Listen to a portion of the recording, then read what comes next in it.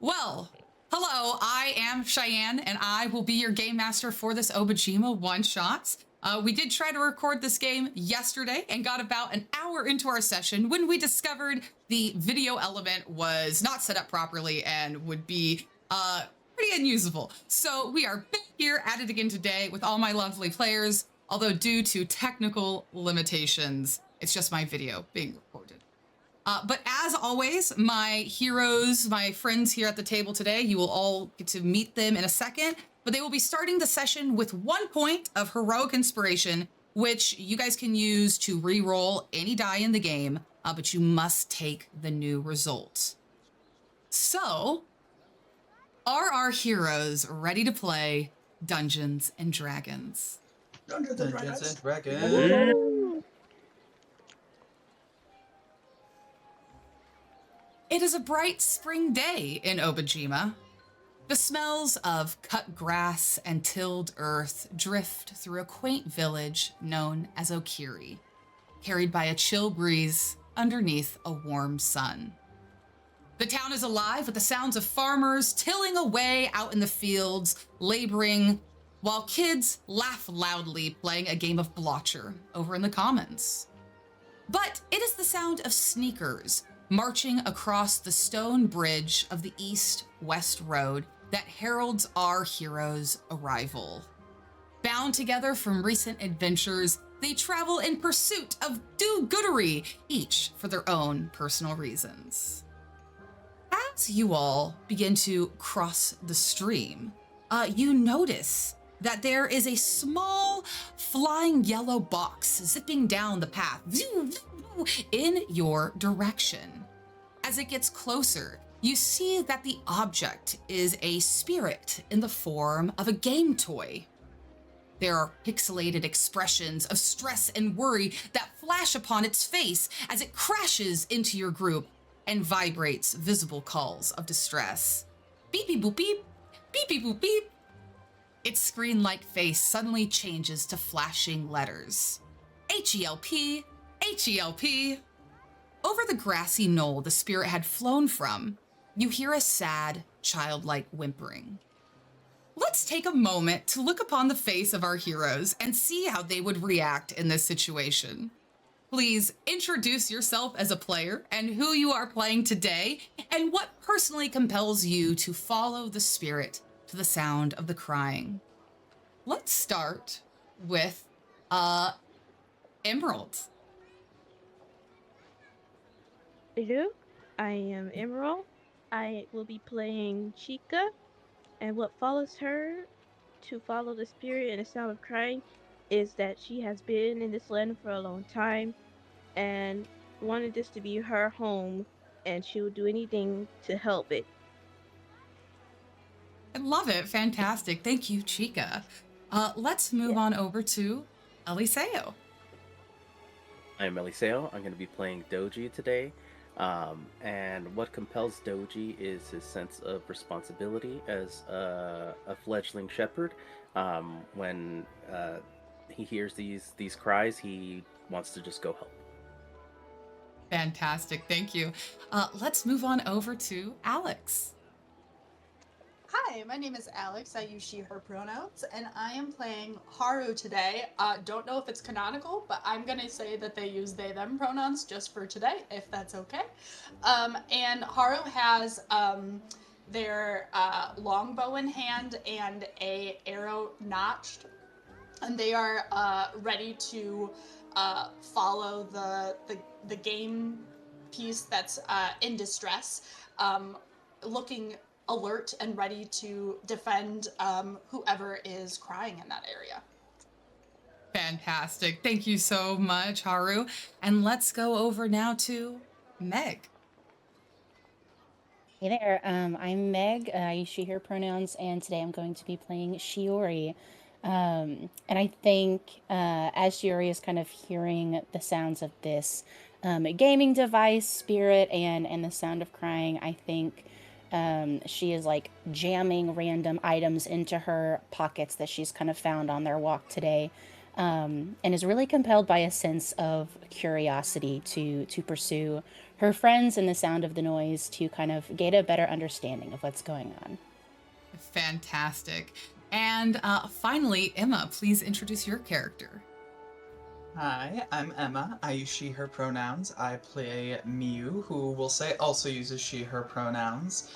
I am definitely frolicking along with the group, and I am responding to the call because it's a beautiful day in Obojima, and I don't want any of my neighbors to be sad on such a pretty day. I love it.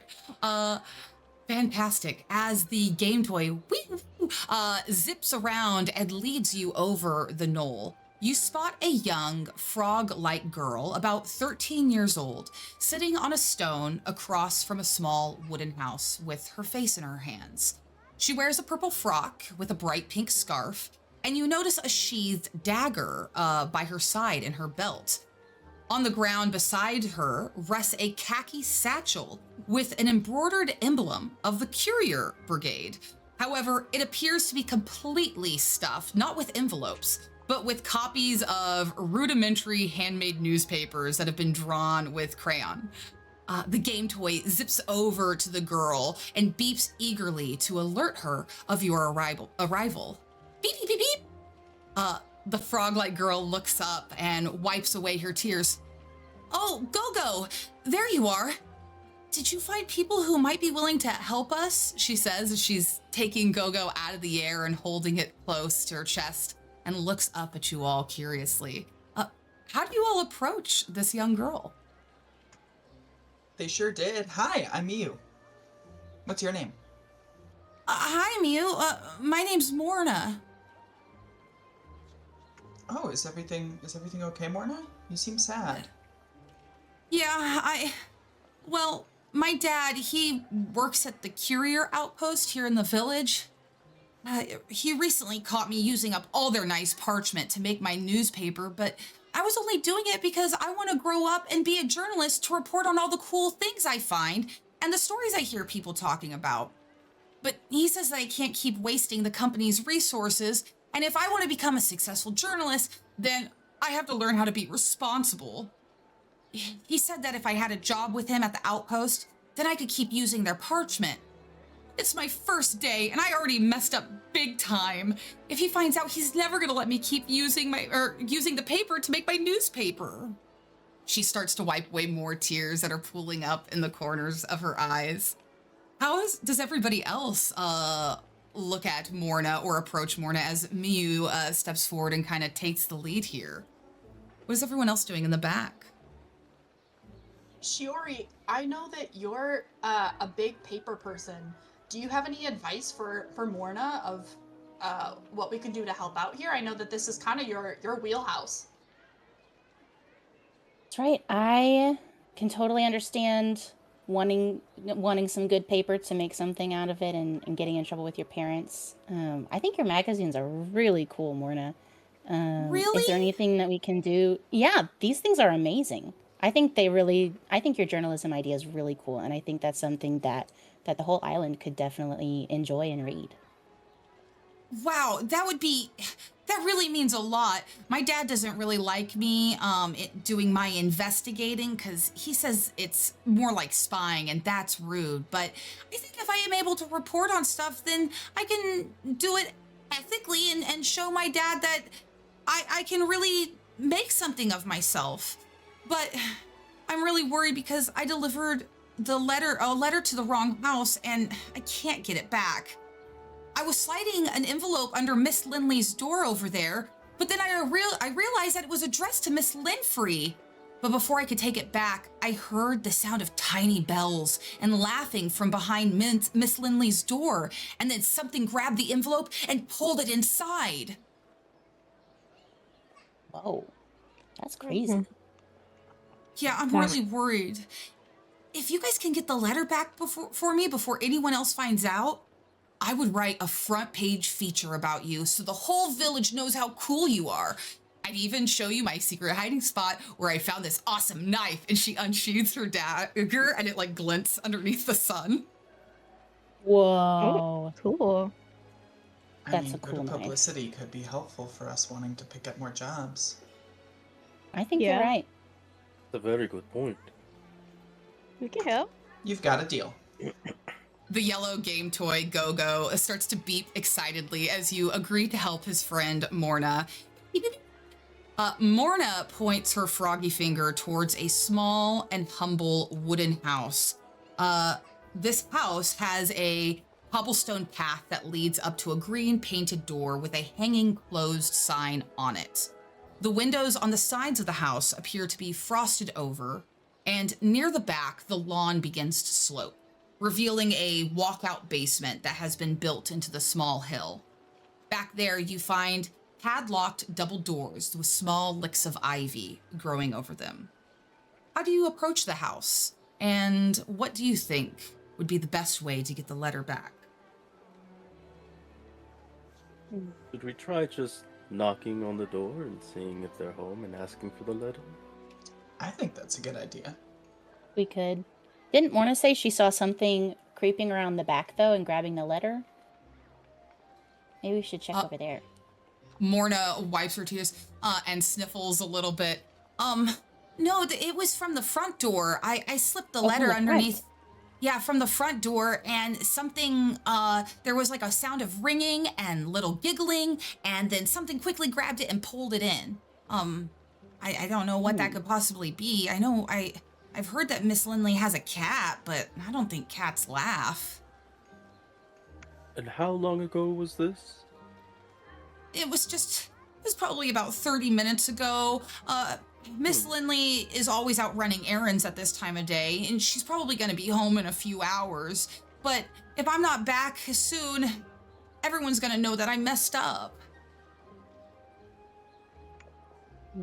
Doji, do you want to knock on the door? And if that doesn't work, we can check around the back and see what Shiori was seeing at the back. Sure.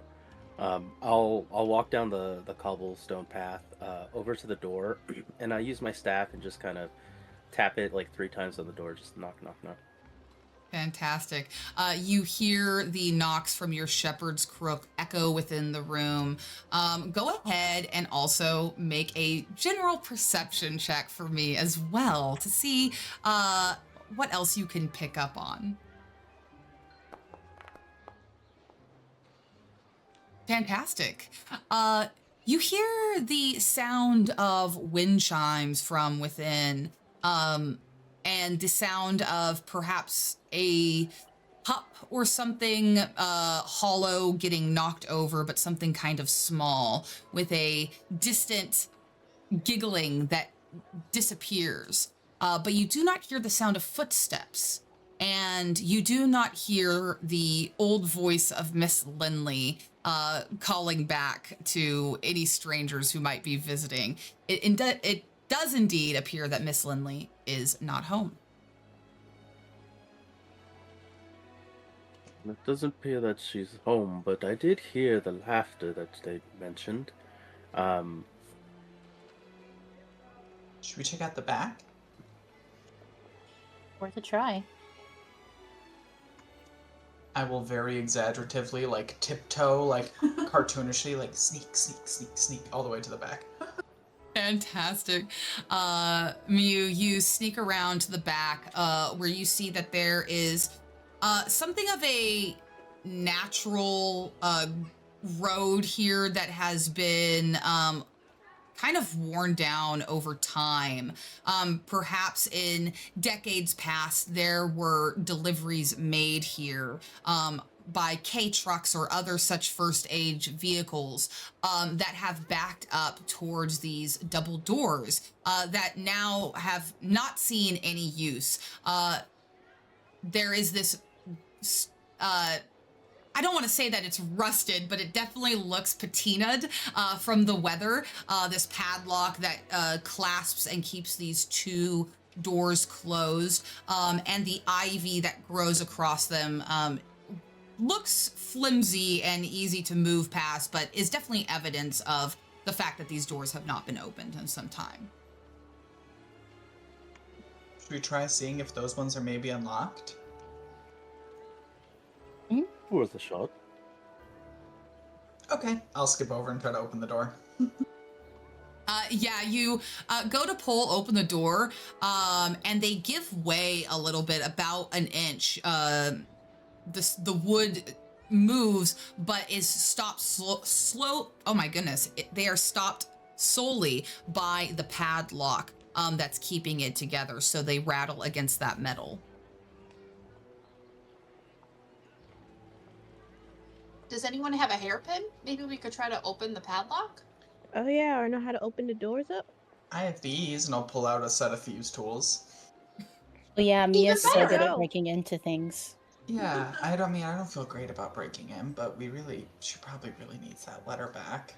It will be quick. We're not gonna So steal quick. anything or mess with anything. We just really want to help out our friend Morna, right? Yeah, Yeah. good point. Then I think it's okay, and I'll go ahead and try to pick the lock. Fantastic. Go ahead and give me a thieves' tools check.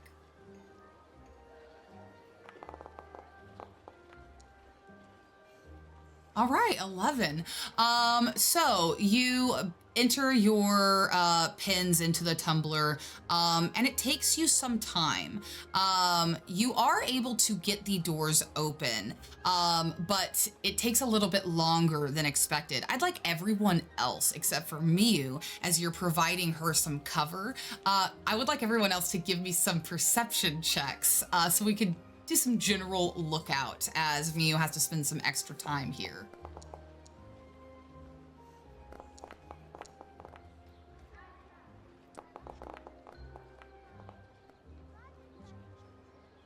Okay. Let's see.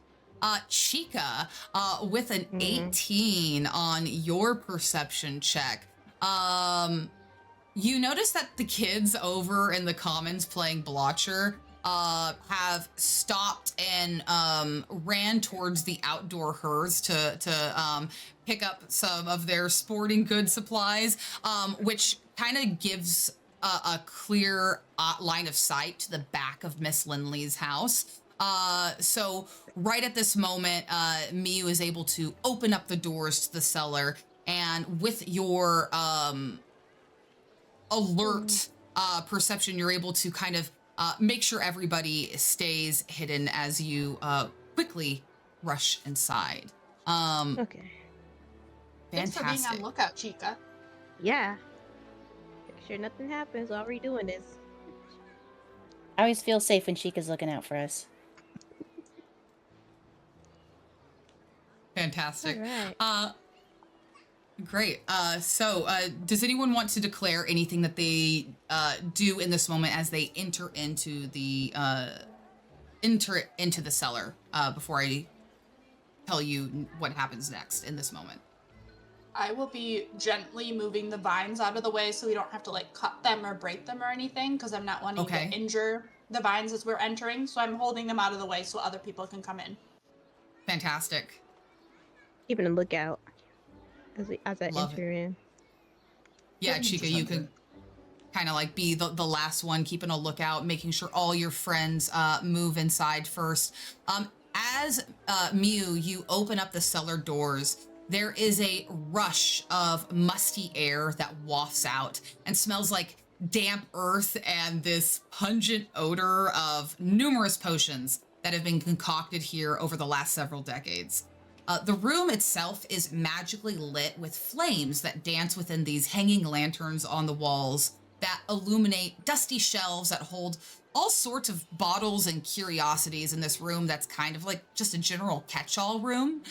There's a workbench that contains several cardboard boxes, spoiled and unfinished potions. There's a whole petrified alligator, a clipboard of parchment, and a first age radio that rests in two halves, exposing the mechanisms within.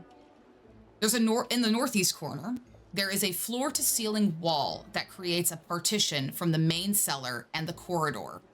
Within that corridor is a short staircase that ascends to a hallway above, where the path is cluttered with all sorts of boxes and crates.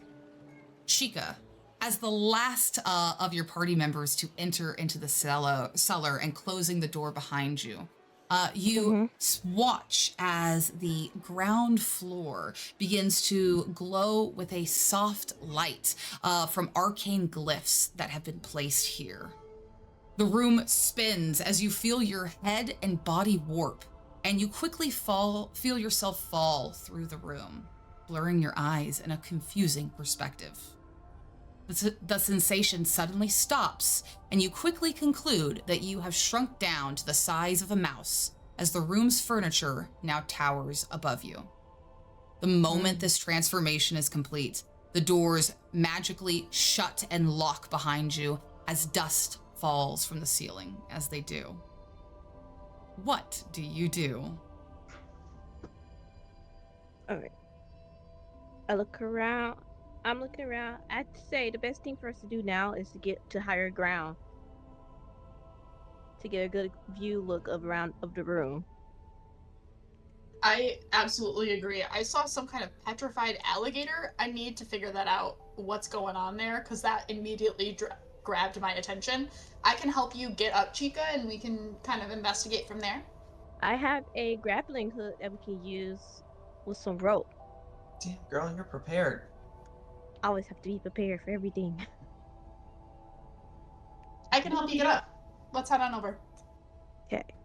Walk over to the closest part of the counter I can see. I tie on the rope onto the grappling hook, and I toss it up. Fantastic. Onto the counter. As a quick point of reference, Chica, do you have climbing tools on your actual character sheet? If you don't, that's okay. We can do athletics or acrobatics, and the grappling hook can give you an advantage for that. But I'm just curious if you do happen to have it, because this might mean that you will automatically succeed. I don't have grappling tools, but I do have rope and a grappling hook. Okay, fantastic. Yeah, you spend some time hooking these things up and tossing it up to the top of the workbench. That, while would be normal in size to anybody else, relative to your new size is about 30 feet above you. The grappling hook flies up. Perhaps you give it a couple goes until you can actually confirm, give it a nice tug that it is solid. And then I'm going to ask for you to please choose one of these skills, athletics or acrobatics, and begin to make your ascent up to the top of the workbench. This is going to be a DC 8. So while it is very and relatively low to achieve, if this is something that we miss, you will fall that relative 30 feet down, taking 3d6 fall damage. So, Chica, what would you like to do to move up? Strength athletics check. Sounds perfect. Let's see it. Can I prepare a reaction in case we need it? Ooh, absolutely. Fine. Well, Chica, you also have your heroic inspiration if that's something that you want to use today, right in this moment. I made And it up advantage, there though. right? It's a 9. Oh, it is a 9. Right? I just said it was 8. You said I don't it was know an why. I did say it was an 8. My brain always defaults to 15, and then I have to like declare to try and break that. But yes, Chica, you begin to ascend the rope. Boom, boom, boom. There's a moment on the shelves, I'll say, where you think perhaps there will be a fall, but you are very well trained and strong as the fighter amongst your group. And so when that moment happens, you are able to jump up quickly, like back in school in gym class, moving up the rope, and you make it to the top of the shelf. That little blip there was the GM's brain fart. How does it look up there, Chica? Crowded. Do you need help looking? Can I just do a look around the room? Yeah, from where you're at, Yeah. you'll have like a higher elevation here. Go ahead and give me a general perception check as well. General perception check. perception.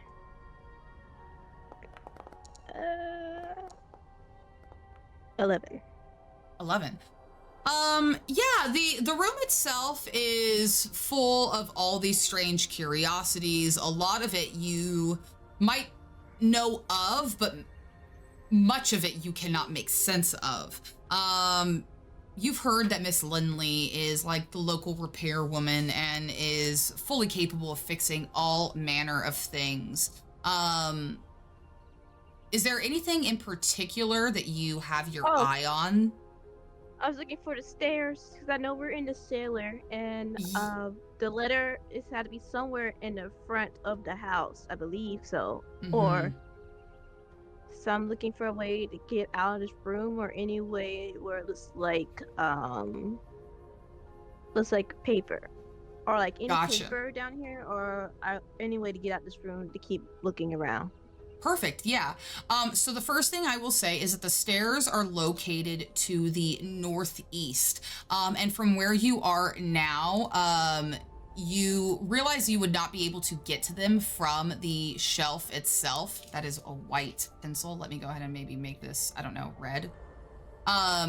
This partition here is a ceiling to floor wall that separates the corridor of the staircase from the workbench area. But in regards to paper, your eyes fall upon the clipboard, which holds various repair request forms for Miss Lindley's repair shop. The top sheet is a request from a person named Paloma Clintock, who appears to be asking for some engineering-related repairs for a submersible machine. Flipping through the other forms, lifting up these big pieces of parchment, you'd see that the rest of the forms are blank. Okay. So it's like she was working a form for another person. From the looks of it, we won't be able there's a staircase down north. It don't look like we'll be able to get there from up here. So it's like we'll probably have to go across the stairs if we're looking to go up. Okay. If there's nothing up Understood. there, should we try to head that way? Yeah, I get back down onto the ground. Fantastic, yeah. Chica, you could do like this cool move and slide down your rope and unhook your grappling hook. I would have tossed the spotlight over to Doji. What's Doji doing amongst all this? Doji, I think he would have initially started going towards the stairs, just because, like you mentioned earlier, he heard that laugh and he wants to keep an eye out. He didn't hear the footsteps, so he's kind of imagining maybe something that is like very depth, like the cat, very sneaky that he can't hear them. But he wants to just make sure before everyone kind of gets there to make sure there's nothing on the stairs or like any sort of creature, I guess he's on the lookout for. Yeah, totally. Doji, you move over to the northeast corner and observe the staircase, where each of the 10 steps of what would be a regular staircase now seem each step a relative 15 feet tall to you. You notice that there are some tiny cracks in the foundation near each of these steps that could serve as decent handholds or footholds, which could make the ascent easier on the way up.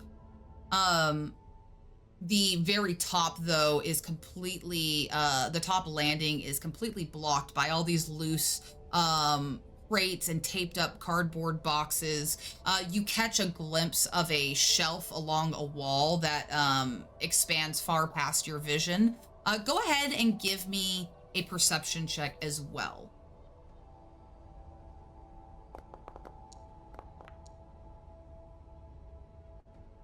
Fantastic. You see behind one of the boxes at the top, there is a momentary flicker of a furry tail.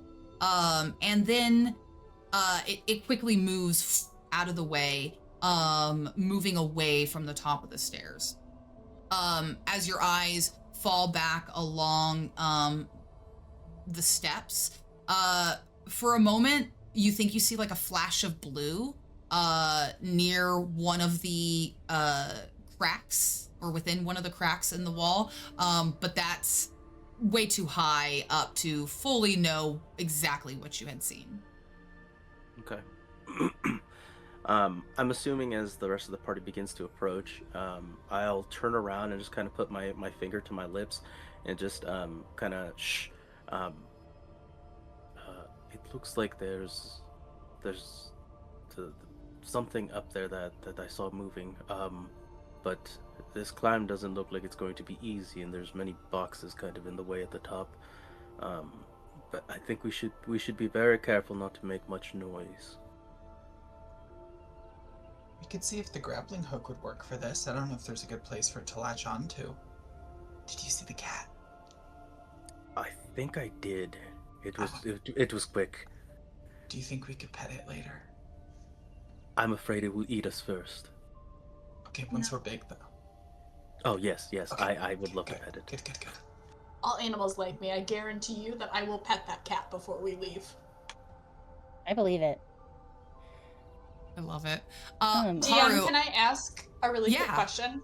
absolutely. I'm so sorry. I'm so interested in this petrified alligator. Where is that so I can just look at it? Yeah, I was gonna come back to that because I knew you had called that out. That is up on the workbench itself where Chica was with all the other spoiled and unfinished potions. It was resting. It was something that you were able to get a more clear view of when you first entered, before you shrunk down.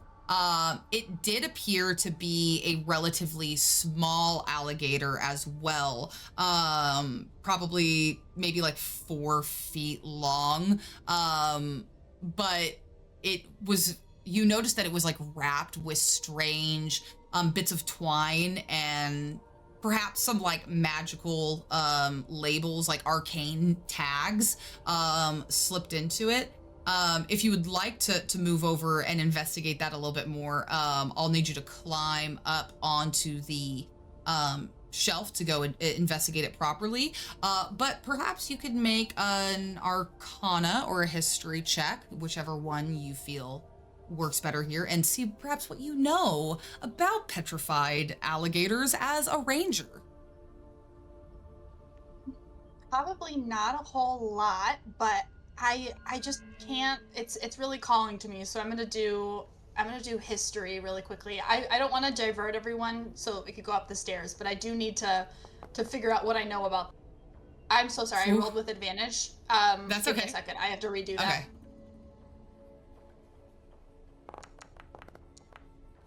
Still good, though. Nice. Fantastic. Haru, you know that bards speak of the mad druid Fenestrix, who had a penchant for petrification, along with a bizarre alligator obsession that resulted in almost all of the alligators in Obojima being petrified and displayed. Legend says that when Fenestrix's taxidermy hut exploded, petrified alligator parts scattered all over the island.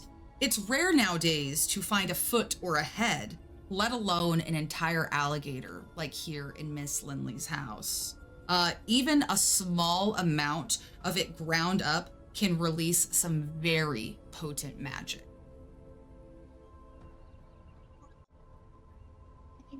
I think I want to I want to like give it a referential nod, but I do think that we should, especially if it's 4 feet long, there is no way that I'm going to be able to really interact with this much at all. But I'm gonna do like a little maybe some kind of like meditation in the alligator's honor, and then keep going with the rest of the party up towards the stairs. I love it.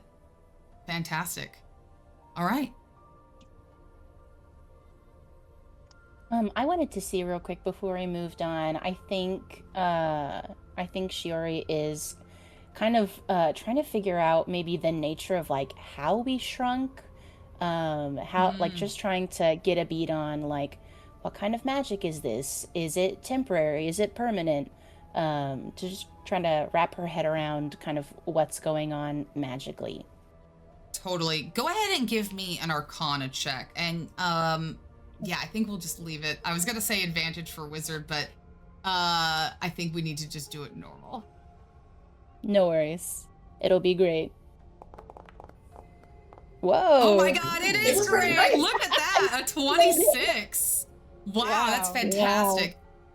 So whatever has happened here is a very, very powerful form of abjuration magic that has been put in effect to protect Miss Lindley's house.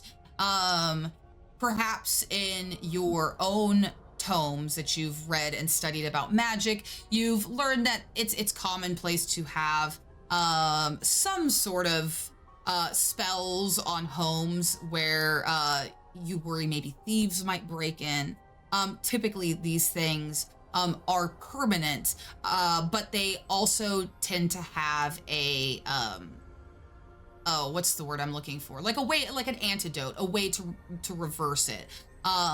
Clearly, Shiori, Miss Lindley is a very powerful magic user, or she hired somebody to come and set up these enchantments for her.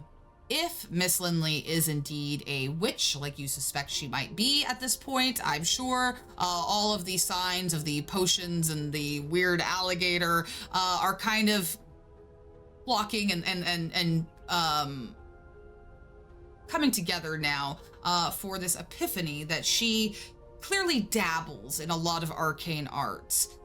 With so many potion bottles around here, perhaps there is something in this house, maybe upstairs, that will be able to reverse whatever this protection is.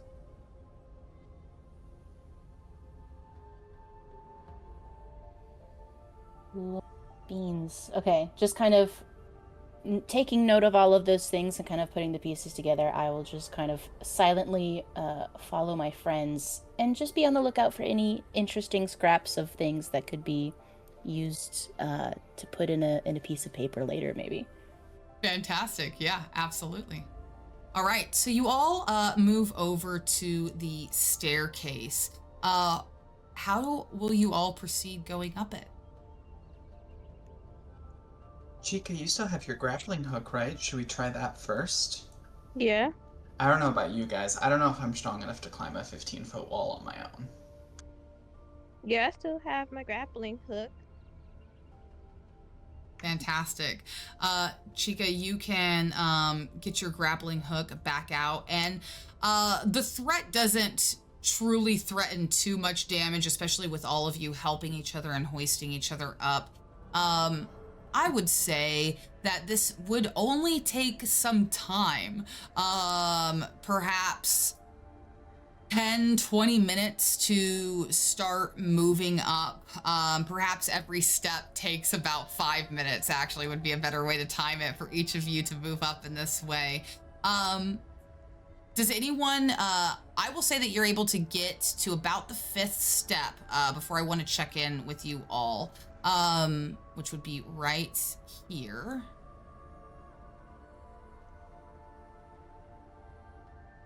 So about 25 minutes go by. You are all able to get to the 5th step. Does anyone want to declare anything in particular that they have are doing, or how are you continuing to move through? Keeping a lookout, because I heard, yeah, keeping a lookout, because we know for sure there's a cat in this house. For sure. Doji, what about you, as you were the one who had your eye on the stairs first? Is there anything in particular that you are mindful of as you move up?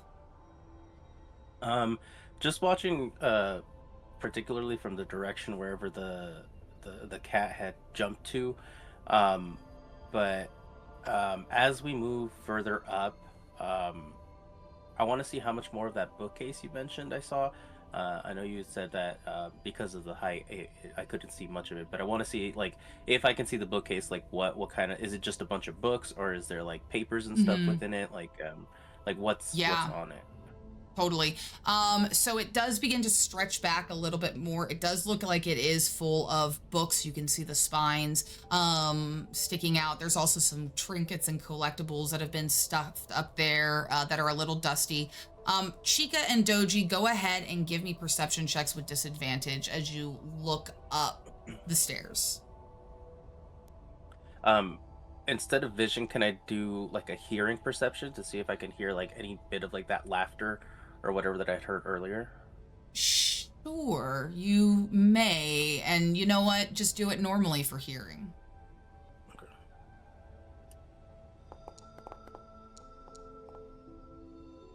Okay. Chica, do you want to make a roll as well? Yeah. I do roll. It's perception? Yep. Disadvantage though, as you look up Alright. for the cat.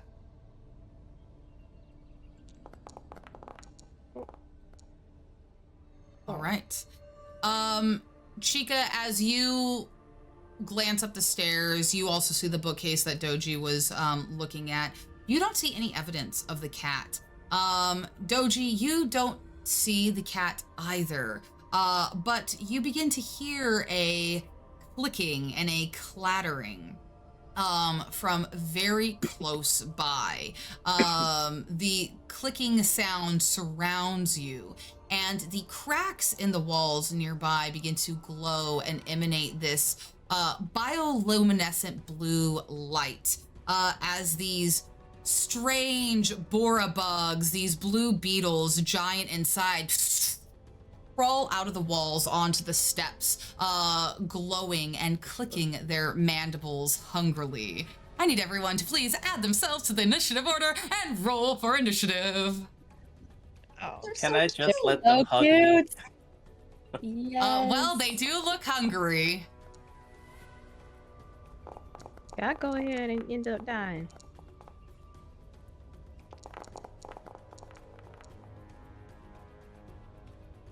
What did you do? Fantastic. All right. So love it. Kicking us off at the top of the round, we have Haru. Haru, what are you gonna do? So I have become very proficient with my sling since I was just a child, but I recently got a longbow that I've been itching to try out, and that's why I keep having an arrow notched in my longbow, because I'm so maybe trigger happy to finally Love use it. this thing. Hell yeah. So I'm going to fire my longbow.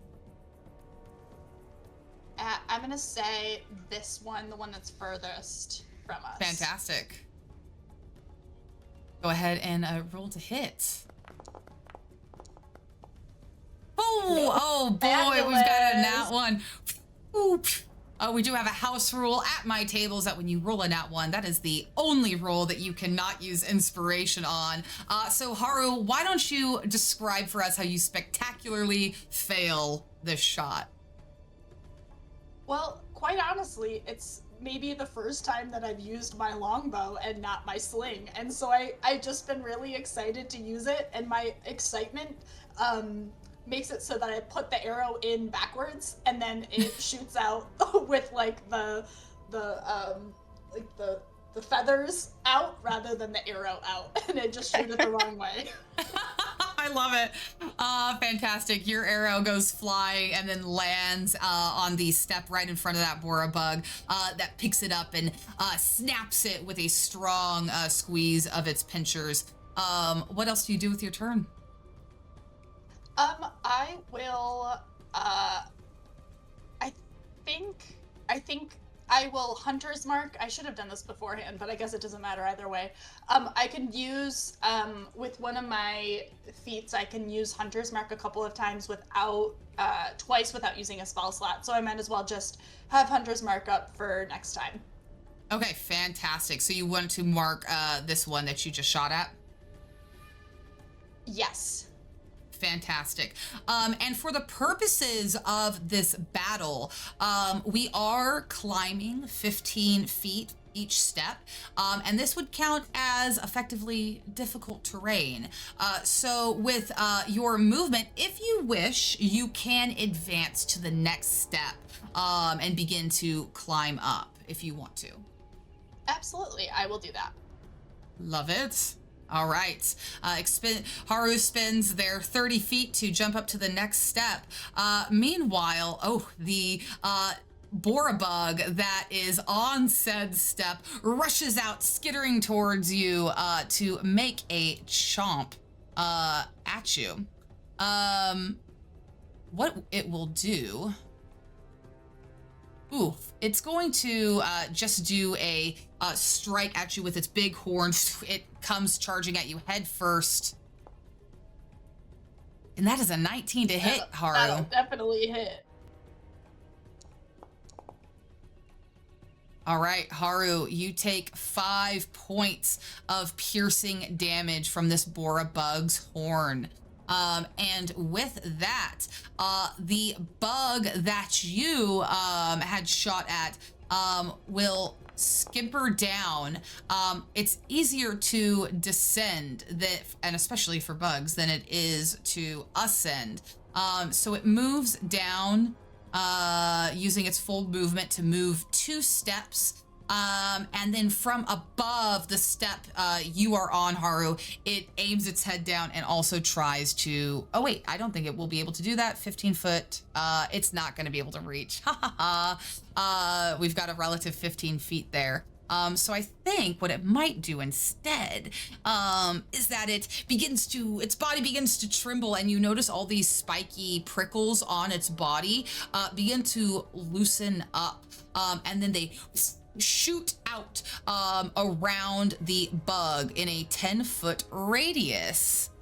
So I need everyone in this radius to please make a DC 12 Dex saving throw. Would it help at all if we're... Oh, sorry, go ahead. Oh, no, go ahead. Will it help at all? I was just say, does it make any difference if we're a few steps down or no? If it's just within that 10? If you are... Oh, that's absolutely correct. Well, they would fly... Maybe like 30 oh my feet down. gosh. Yeah. Like This is... The relativity here is actually so wild. Yes, so the relative... It would not go a full... I think it would only... Damn, I don't think it would be able to do it at all. Good call out. I'm gonna say that this Borabug wastes its little prickles. It all shoots out, and they go skittering, almost as if this bug was like, just marking its territory. These prickles spread across the stairs like caltrops, but no one's actually gonna take any damage here, because relativity matters. But this does waste its, attack there, so something to be mindful of. All right. Cool. With that, Shiori, you're up. What would you like to do? All right. There's a huge, scary bug right next to me. So I am going to use my Shocking Grasp cantrip to try to stun it enough so I can run away. Fantastic. That is definitely going to do it. Go ahead and roll for damage. Beautiful. Wow, nice. Oh. 7 points of lightning damage jump from your fingers and kind of stun this Borabug, unable to react. What do you want to do with your turn? Yeah, I think I will just take my movement to go 1 step up, and I'm just visibly stressed. All right, fantastic. I think that's all I can do. With that, we come to Chica. Chica, what are you doing? Okay. I think you're... So, oh, okay, you're good. There we go. So I'm going to take my movement to get up here, Okay. and then I will... Okay. Attack with... Sorry, I'm new to fighter, so I'm trying to find where to attack. There it is. There it is. I'm going to attack with my great club. Baseball bat. Normal. Does that That will hit? definitely hit. It does. 18 Okay. does. Damage. Nice. Wow. Yeah. Chica taking her bat and giving it a great swing. Boom, dealing 11 damage to this Borabug, knocking the horn, so it kind of like snaps a little bit, and you bloody this bug quite a bit. It like turns around and focuses on you. Is there anything else that you'd like to do with your turn?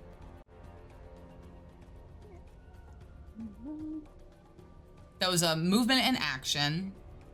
Yeah. I'm looking at to see if I have a bonus action real quick.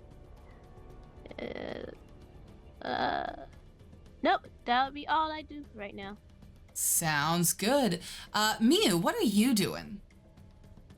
I would love to trigger my innate sorcery. Okay, fantastic. I will cue Let's that up. go.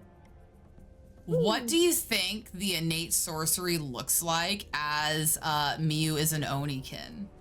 Like, I what was does it gonna look say, like when it I don't know, activates? I don't know if it shows up on your screen, but yeah, the little like Oni spirits that are around her, I kind of picture it being like the manifestation of a bunch of those masks around her, like swirling around her. I love that. Absolutely. Awesome. And then I think I will try, because quick clarification, I don't get advantage on a cantrip with this. It You seems do. like, oh, it is? Yeah. Okay, I Mhm, thought it was any only spell level attack. spells. Okay, perfect. Well, then I will just try to use a firebolt immediately to my left. Love it.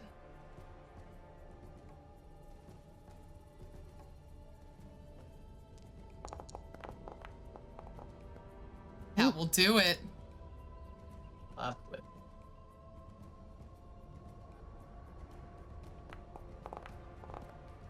Nice. Just 3. Fantastic. 3 points of fire damage as a moat is conjured and thrown. The bug rears back and squeals a bit. Anything else with your turn? I think to the bug, I'll just go, sorry, and then I'll go get a little closer to Doji. Fantastic. And that's it. All right. So this bug, having received its burn, shakes off the embers and rushes towards you.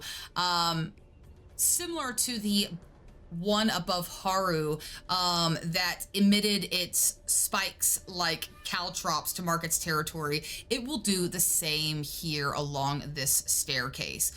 So this will affect Doji and Miu only. Please give me a dexterity saving throw. Say, I said I'm sorry. All right, those are 2 failures, so you will take 2d6 piercing damage, each of you receiving 7 points of piercing damage from this bug. All right. And with that, Doji, you are up. What would you like to do? I'll pull out my hand crossbow, and I think I'll take a hold of Miu's shoulder and just, excuse me, Miu, as I move them to the side a little bit to get my hand crossbow in invisible range for that. And if possible, I know I didn't say it this time, but like, can I still have those little tufts of wool? Yeah, absolutely. Okay, so then I would like to quickly just cover the crossbow bolt with the tufts of wool to make this basically non-lethal damage, because I don't want to kill the bug. I would just Okay. like to incapacitate it if possible. All right. So I'll cover that with a little bit of wool and fire at the bug.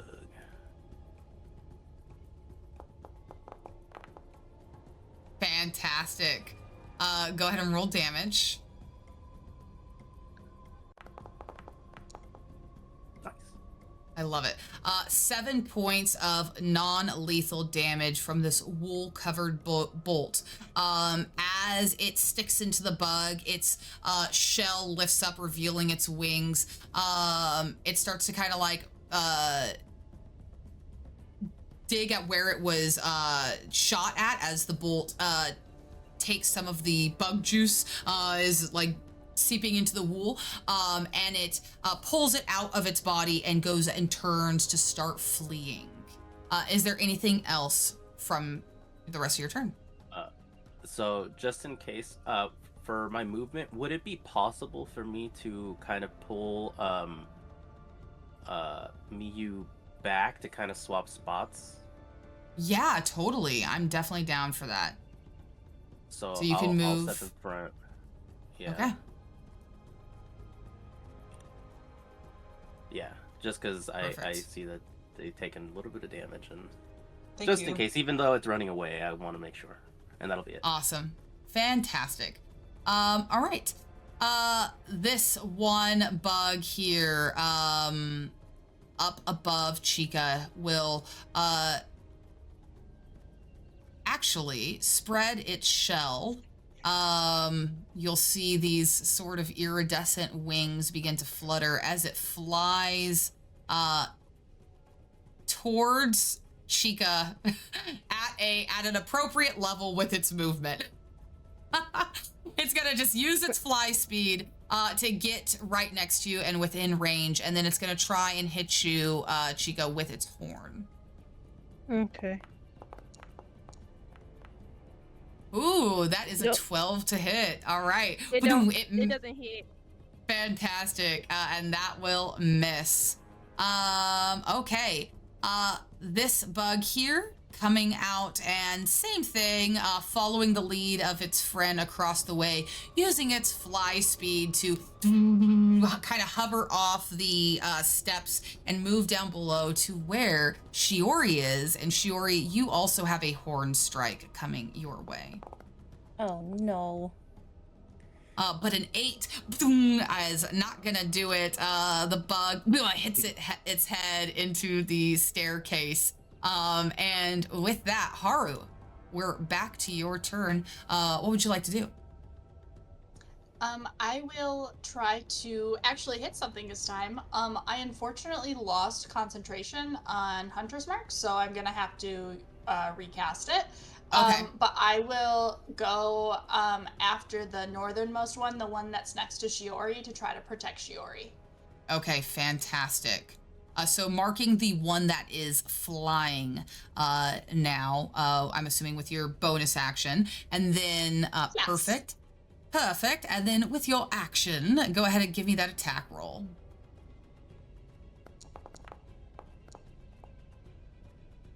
A 13 will indeed hit these guys. I was worried.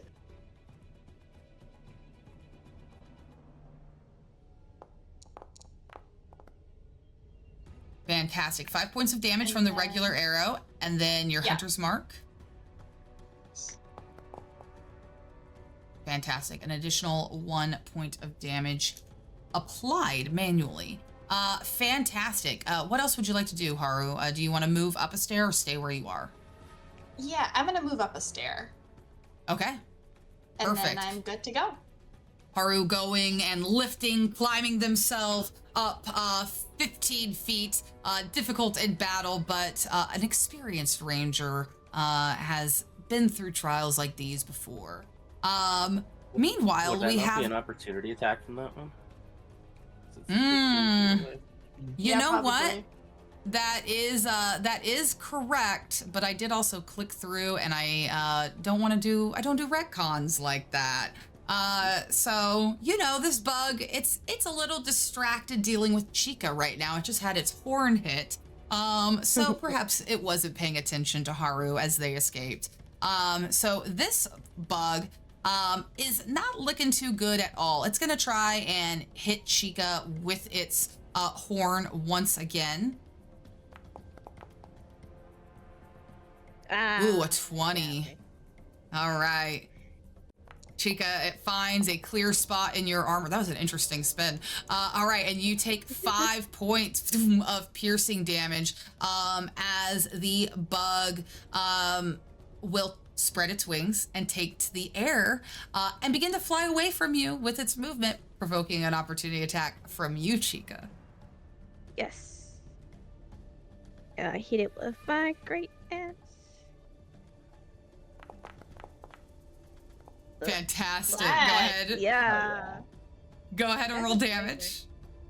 Yeah, regular damage. Mm-hmm. Oh, Oh got you. my Nice. god. Chica, wow.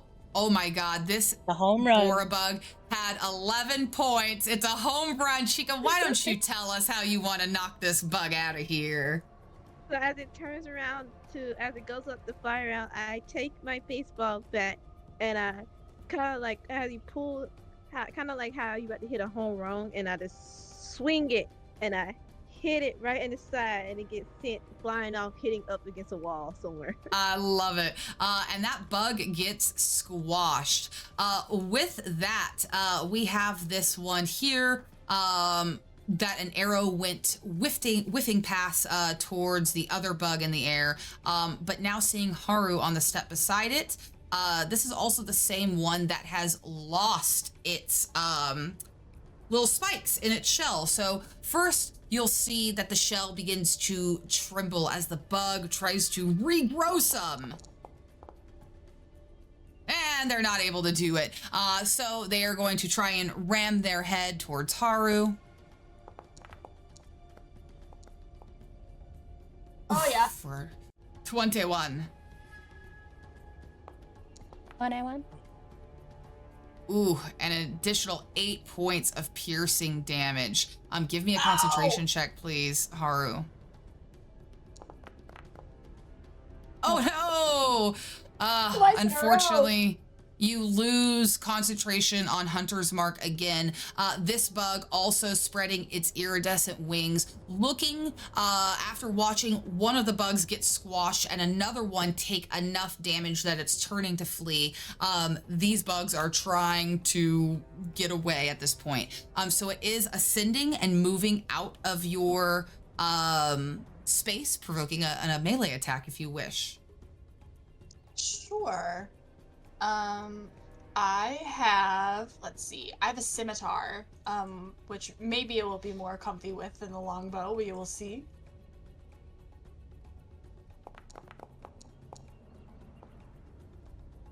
A 10, unfortunately, Nope. will not be enough. Haru, as you draw out your scimitar and give it a swing, the bug flies up and moves back towards one of the cracks in the wall. It turns and repositions itself as it lands to look out, watching its fellows down below to see what it will do. It also kind of quakes and tries to grow back more spikes. So with that, Shiori, what are you gonna do? Awesome. So this beetle right here in front of me is flying. Could I feasibly like if I take a retreat action, could I maybe like run under it and then get to this other step here? Yes. So, for our game purposes, we have a homebrew action called Retreat, which allows you to combine the dash and disengage actions, but you have to use all of your movement fleeing hostile creatures as if you had the frightened condition. You don't actually take that, but you move away from battle as if. So with all of that combined, you'd have a total of 60 feet of movement. You would have to use all of that to either dash up the stairs or down the stairs. Okay. I think I would like to do that. I think I'm just scared and I don't think I can fell one of these foes. And so I'd like to take, if I can move it. Yeah, I'll move it for you because, thank you. There we go. Fantastic.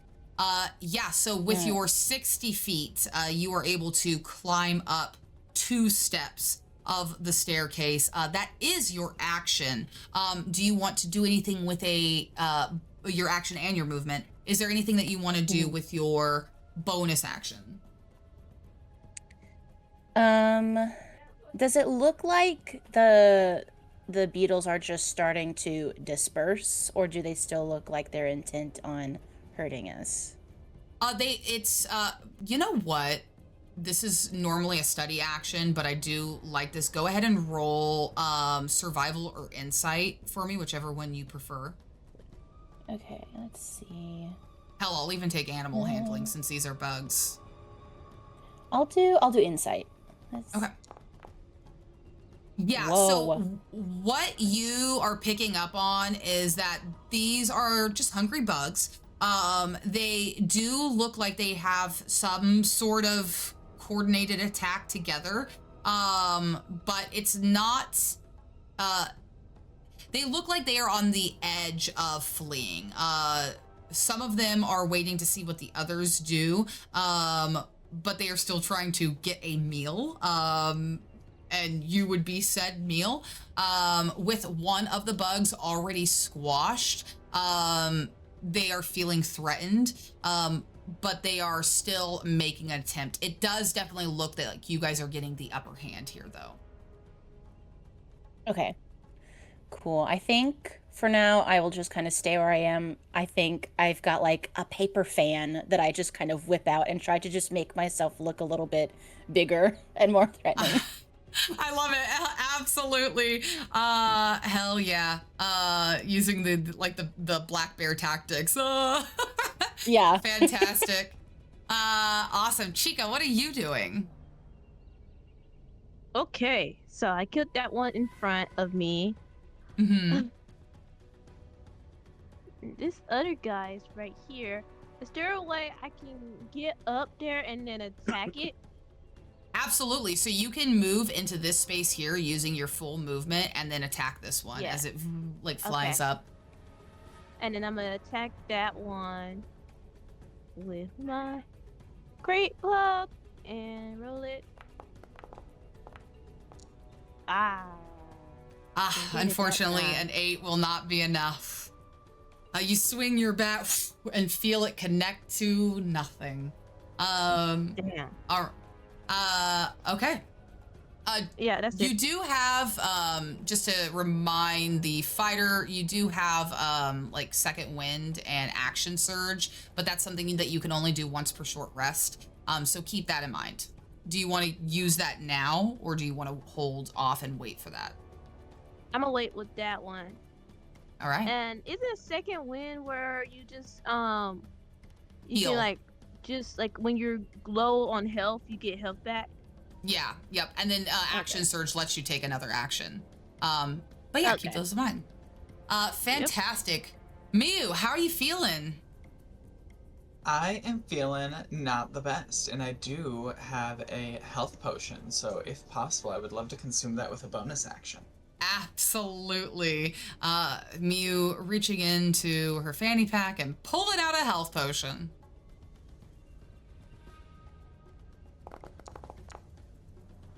Nice. Oh, much better.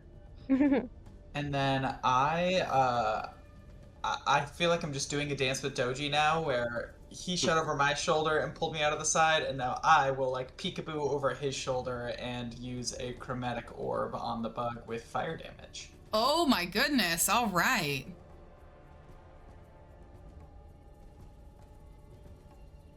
Shoot, I forgot I'm supposed to make that with advantage, but if it hits, then... It does hit, but you could crit fish if you want. Why not? Sure, I'll just re-roll normal and we can take the higher of the two if that works. Sure. Absolutely.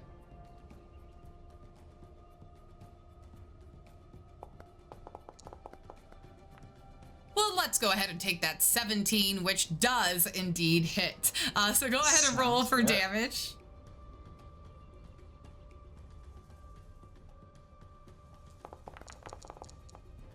Oh my gosh. Wow. Miu, as you throw this fire damage, how do you want to do this? I think for the first time, getting a little bit of sense of frustration and not just cheerfulness out of Miu, you hear go, "I said I'm sorry," and then hit it with the fiery chromatic orb and burn it.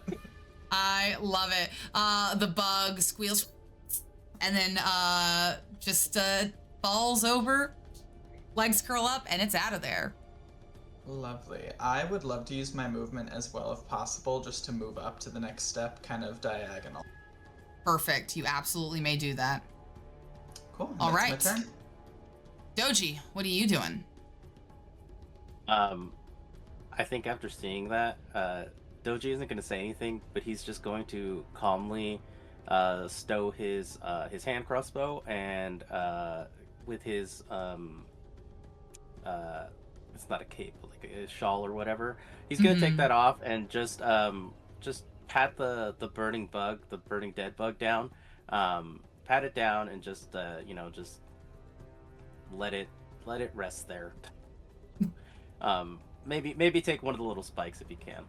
But that's, Okay, absolutely. As he does so, and then after that, he's just gonna move up, and that'll be his turn. Okay, fantastic. On this Bora bug's turn, the 3 remaining are still spreading their wings. The 2 that are on the same step with Haru and Chika still seem to be in the fight.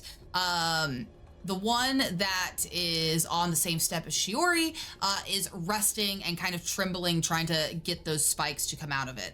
But with the burning blast from Miyu's chromatic orb, this bug sees it and kind of like begins to chirp a little bit more frantically as it begins to fly back away from Chika, provoking an opportunity attack as it moves into the crack in the wall to try and escape.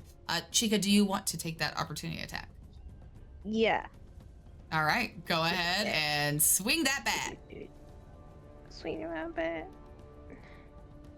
Come on, hit it, please. You Yes, do got it. hit it.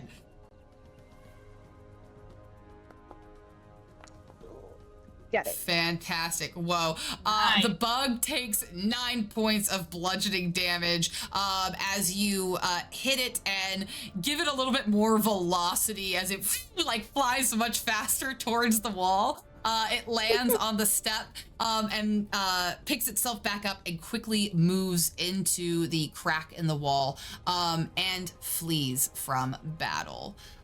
With Okay. that, the same one here is going to fly back down towards the crack in the wall near Doji. This would not prompt an opportunity attack from anyone, and this one would disappear into the wall as well, fleeing from battle. With that, there is only one Bora bug left, still trembling in the crack of the wall, trying to get its spikes to come back, and it watches as the other 2 flee. Haru, you have a moment to do something before it takes its turn. What are you gonna do? I would love to try to like gesture and intimidate it, or I want it to flee like its brethren without having to use my my bow and arrow, which I haven't gotten my feet under quite yet. So I would love to use totally. an influence action. Yes. If I do have animal handling, but I'm cool doing charisma, whatever you think would be best. I think that, well, describe for me how you intimidate it, because if you do it in a very animalistic way, animal handling might be the perfect thing for it. Kind of similar to what Shiori was doing earlier of trying to like make my body look bigger. And I almost wanna like growl at it in an intimidating way, in like a predator type of way, to be like, back off. I love it. And you know what? I'm going to have you make this check with advantage because Shiori is helping you in this aspect. Both of you are making yourselves bigger in appearance and are trying to be intimidating. So go ahead and give me an animal handling check with advantage.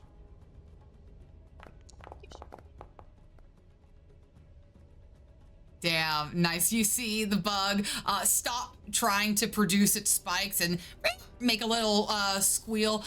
Anything else with your turn? Nope. I actually, with a bonus action, I need to take my potion. Otherwise, I might die. Okay, go ahead.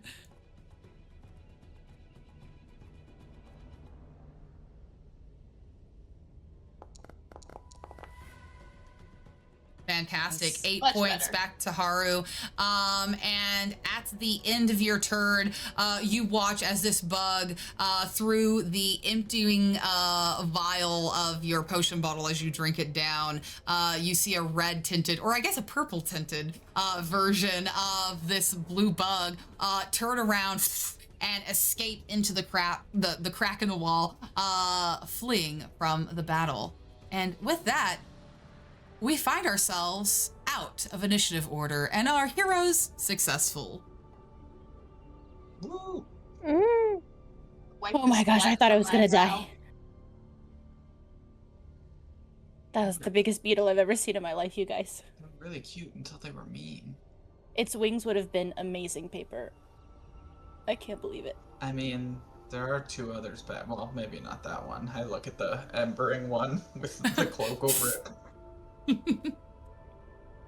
Doji, do you think you can get me a little piece of its wing? I would rather leave it intact, if that is okay. Okay. That's okay. This is its house too, I guess. Doji, you're You always may so have- successful. You may have one of the spikes, as it already expelled it from its body. Oh, it could be a quill. Could be a quill. It could be like a folding bone. You could pretend that it's a unicorn horn. There are so many uses for this thing. It could be anything. Should we head on up? Yeah, probably. Can I use second wing outside of combat?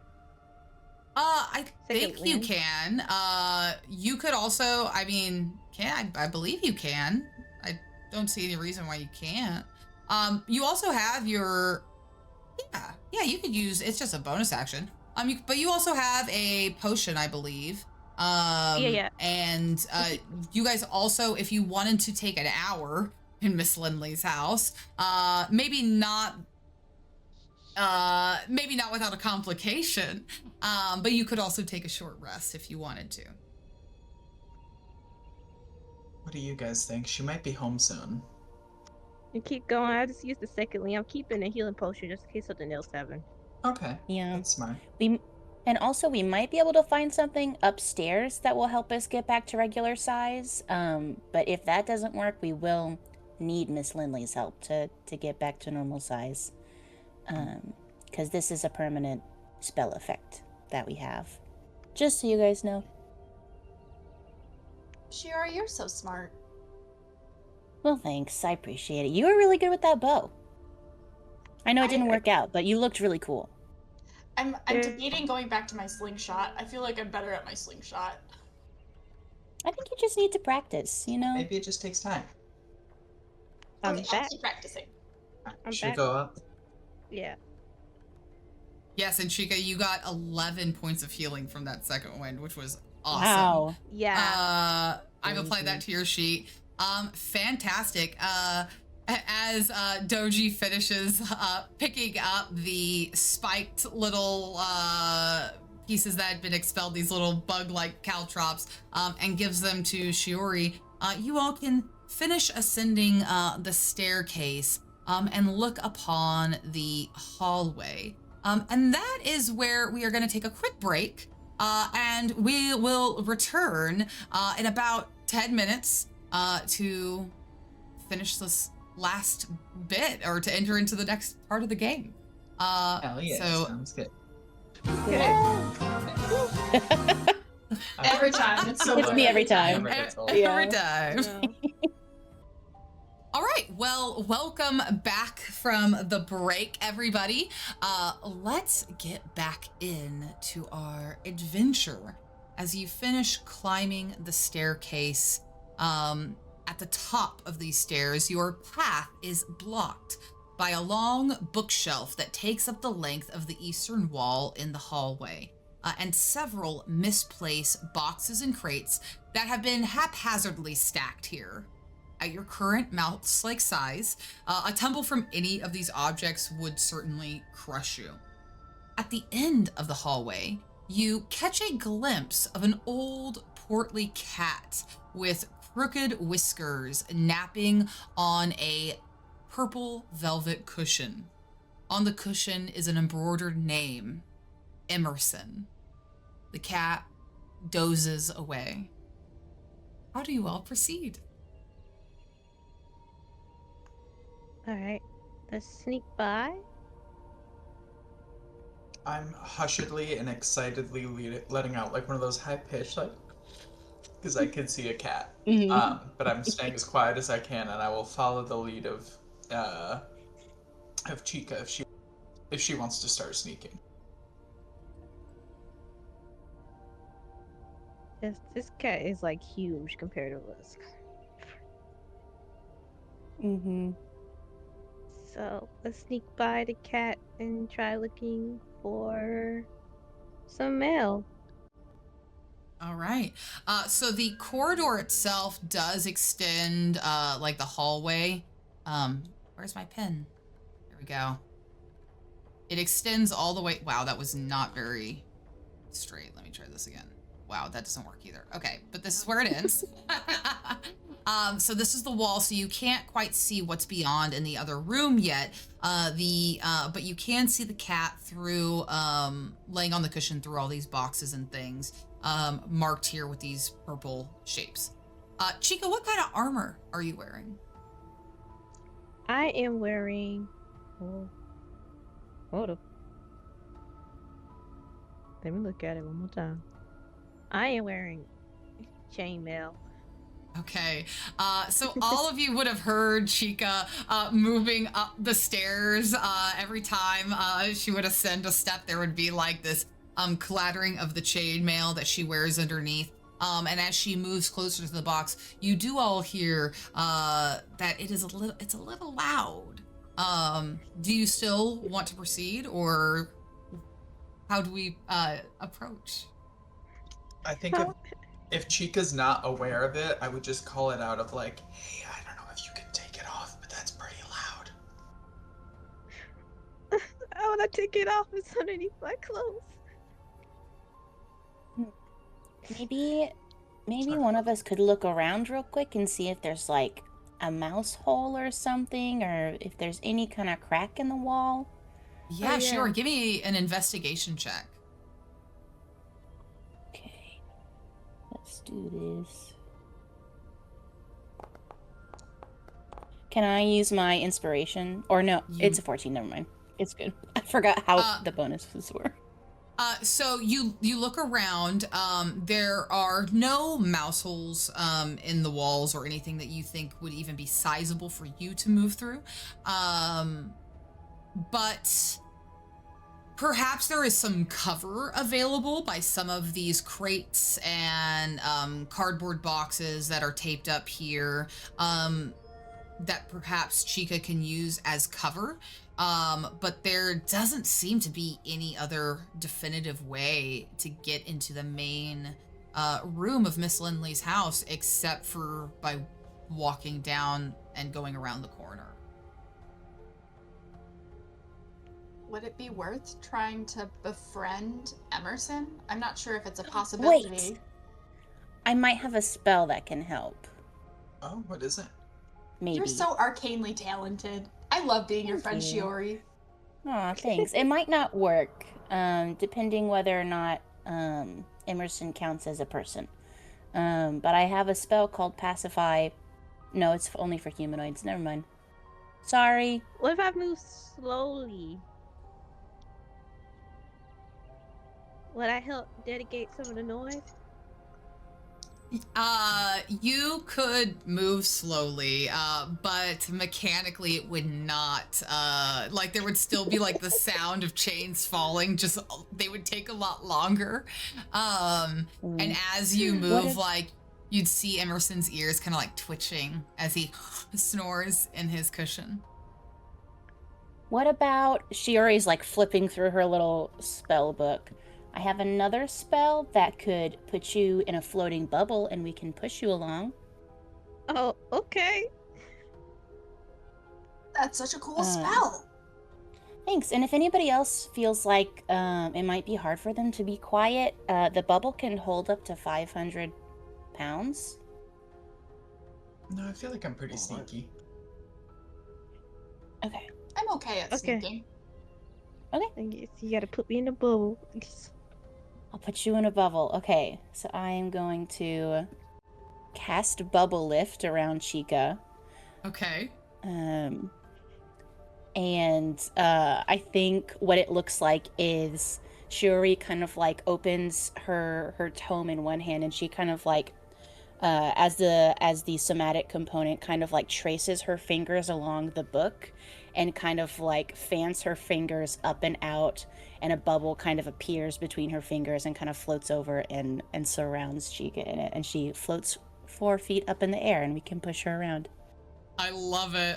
Chica, you feel the bubble like pushing against your face. It kind of sounds like rubber as it like stretches around you, and then bloop, it takes you in, and you feel yourself levitating in the bubble.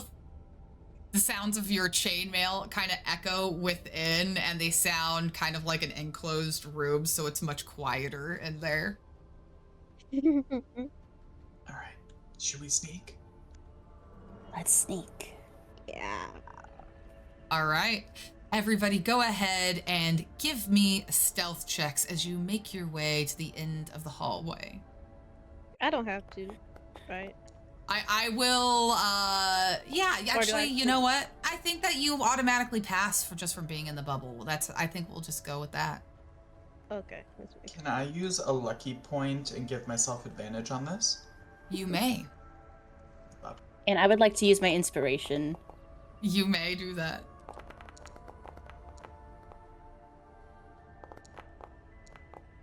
Ooh, so much better. Let's go. Fantastic. Shiori, you're like concentrating on pushing Chica along, and everyone very carefully moves around the crates and the boxes, and you can get to the end of the hallway. As you pass Emerson on his cushion, he kind of stretches out and rolls up and exposes his belly in like a very cat-like, a very comfortable cat-like way. His like paunch like sloshes over, and he his leg twitches a little bit, but he remains fast asleep. I instinctively reach out, and then before I can No. even touch him, I'm like, no, and pull my hand back in, but I want to pet him so bad. His toe beans are huge. They're like beanbags to us. Oh my gosh. As you turn and exit the hallway, you enter the main workshop. Along the opposite wall is a writing desk where there are 2 pesky pixies that are giggling with each other as they scribble something on parchment with a huge quill that's nearly twice their size. In their mischief, there is a clatter of glass and a blub of spilled liquid as they accidentally knock over an ink pot. From the southwest corner, there is a turnip spirit that jumps angrily out of a potted plant and moves quickly towards the desk to clean up the mess. The pixies fly away quickly, still giggling, over to a tall bookcase along the north wall that appears full of papers, notebooks, and tomes. As they take flight, their wings flutter with the sound of wind chimes. In the middle of the room, a cluttered workbench takes up the majority of the space.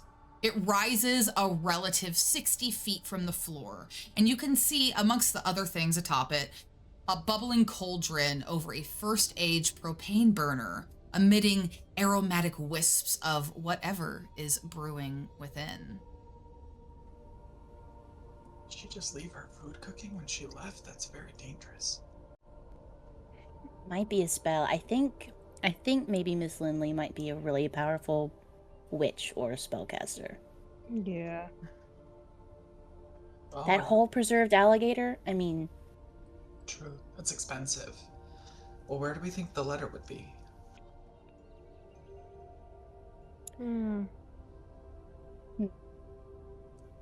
Can I, above table, can I see if I can find out where the front door is, if that's where the letter was last dropped?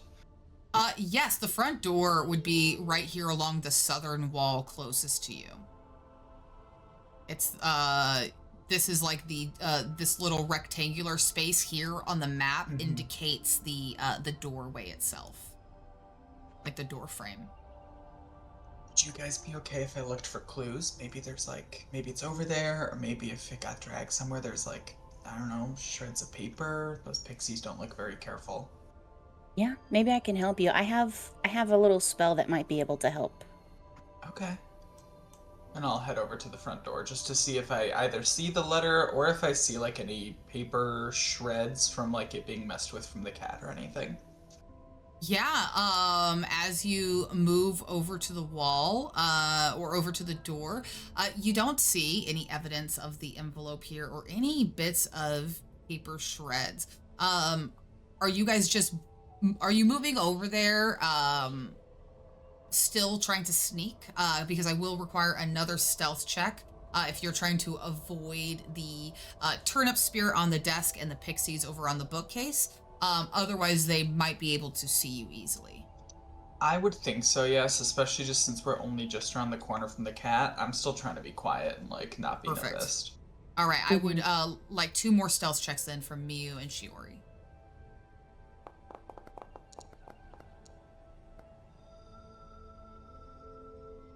Okay, what do I do here?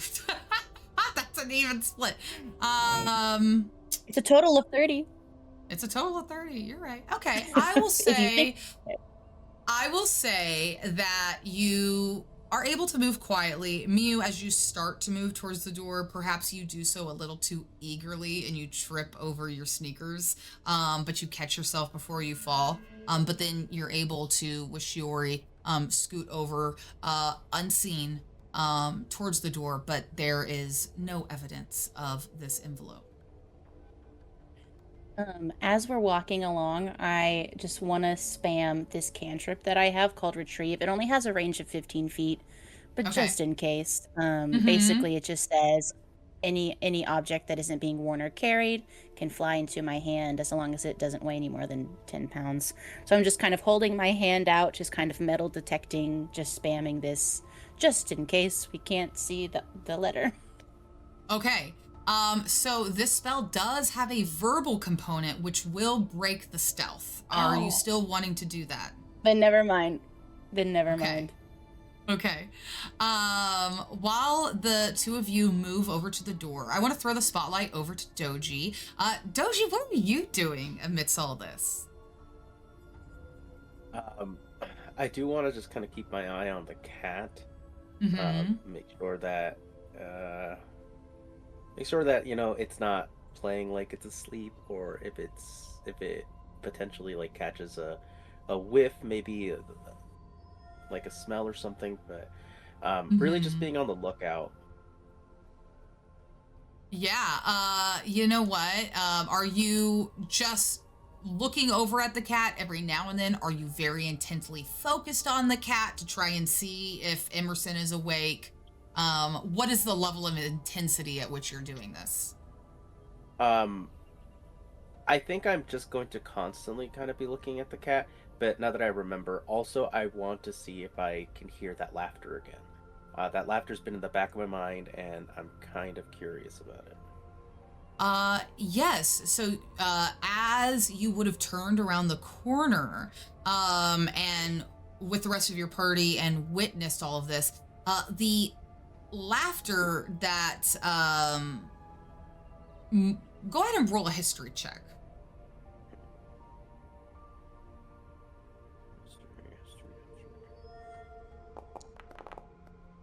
Wow, fantastic. A 17 on the die. Well, Morna said that she heard bells and the sound of laughter. And as you turn the corner, you watch these 2 green pixies fly off from the writing desk, their wings fluttering like bells, and they, too, in a fit of giggles. At this point in time, you would connect the dots and likely come to the conclusion that that source was from the Pixies. As Got it. you keep your eye, though, on Emerson, go ahead and make an investigation check.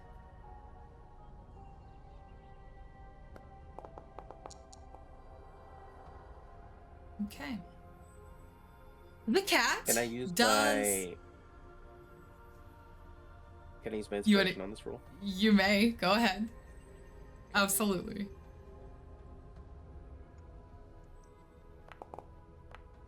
Oh. Oh, no. Oh, boy. No. With a 4 now, the cat does a great big snore and readjusts its position to get itself most comfortable in its sleep and flops its head back in your direction. If it were to open its eyes, it would be able to see you quite clearly. But looks like it's sleeping. Okey-doke. Would we be able, if... Oh, sorry, go ahead. I was just going to check in on Haru and see what they were doing. So I'm over here with Doji and Chica. I'm gonna look them both like in the eye and gesture with my head to show that I'm walking over here with my eyebrows up, because I want to start walking towards the Pixies, but I want to make sure that I'm not gonna throw things by walking towards them. So I guess I'm kind of like checking in with them as I start to walk that way, so that they know where I'm going, and if they would prefer that we stay together, then they can kind of like gesturally let me know. Mm-hmm. For sure. And you are doing so stealthily, correct? So I would love to, yes. perfect. Go ahead and give me a stealth check as well, and then place yourself where you want to go. Fantastic. Quiet like a mouse, which is very fitting given your current predicament. So go ahead and move to wherever you think you would be, Haru. And then Chica, as you see Miyu and Shiori move towards the door, and you see Haru move along the wall heading north, what is it that you are doing? I believe you're still in the bubble, actually. Yeah. How long does that bubble last for, Shiori? Yeah. It lasts. There it is. Okay, it lasts an hour, but I can dispel it. Oh. I probably would have dispelled it once we kind of passed the main, unless Chica communicated that she wanted to stay in. So Chica, it does seem like the rest of your party is still stealthing around. By being in the bubble, you would have to be pushed, or maybe you could move it like, what are they called? The Zorb balls? Mhm. Oh, like roll it like a hamster Yeah. wheel? Yeah, you roll it like a hamster wheel. It might be a little difficult because of the levitating magic. Maybe we treat things like difficult terrain as you kind of boom, boom, boom around. Yeah, if you want to still... Yeah? I could also, Chica, if you want to come up with me, I could have been pushing you with me if you wanted to go up north with me. Okay. Are you okay with that before I Yeah. start pushing you? Okay. I'm fine with that. Fantastic. Oh, so come head up this way, Chica. Oh, shoot. I forgot yeah. who was who. And you don't need to do a stealth check because Haru is moving you along. Fantastic. So as the party begins to split here, with Doji being our kind of point of anchor of origin, keeping his eye on Emerson, what is everybody doing? If I haven't found anything over by the front door to indicate that the letter is still here, I would like to kind of, because I don't have anything, I have rope that Chica can add to her grappling hook if we need to go explore up on the tables, but I don't have anything that can get up there myself, so I think I would tag along with them if that works. Yeah. Go ahead and give me another stealth check, Miyu, as you move from the front door to the to go join Haru and Chika. Shiori, what are you doing? Are you joining? I think so. Is kind of the object kind of in these kind of four corners, is this the table and then the thing outside of it is a rug? Correct. So the thing outside of it is a rug. And then, I just messed up my mouse speed. Hold on. Burp, burp, burp, burp. There we go. So that is a rug. This is the table on the center, and that is a relative 60 feet in height above you. But yes, that is something that you can move into this space if that's what you would wish to do. Yeah, I think I'd like to just like hide under the leg of one of these tables. And as I'm walking over, can I just kind of observe the little turnip spirit and see, like, maybe is it a potential ally? Is it helping the pixies? Like, maybe we can get some help if they are not happy with the pixies being here. Because I think maybe the pixies have something to do with the letter going missing. Go ahead and roll an insight check as you quickly run underneath the table and look up towards the writing desk. What you can see is the back of this turnip cleaning up the mess of the spilled ink, grumbling to itself. So go ahead and give me that roll and we'll see what else you learn. Well, the grumbling is definitely an indicator of annoyance. But as for the reason, you're left to draw your own conclusions as a player. But as the ink finally gets cleaned on the table, the turnip writes itself up. It takes its little like sprout root-like arms and put itself on its back and gives it a big stretch so its leaves hair kind of lean back and it like heads over to the edge of the table and it just jumps off the edge of the table very angrily. You watch as it seems to have the ability to fly, but it just prefers to drift down, and it begins to move using its little root-like legs across the floor back to the potted plant. When it does so,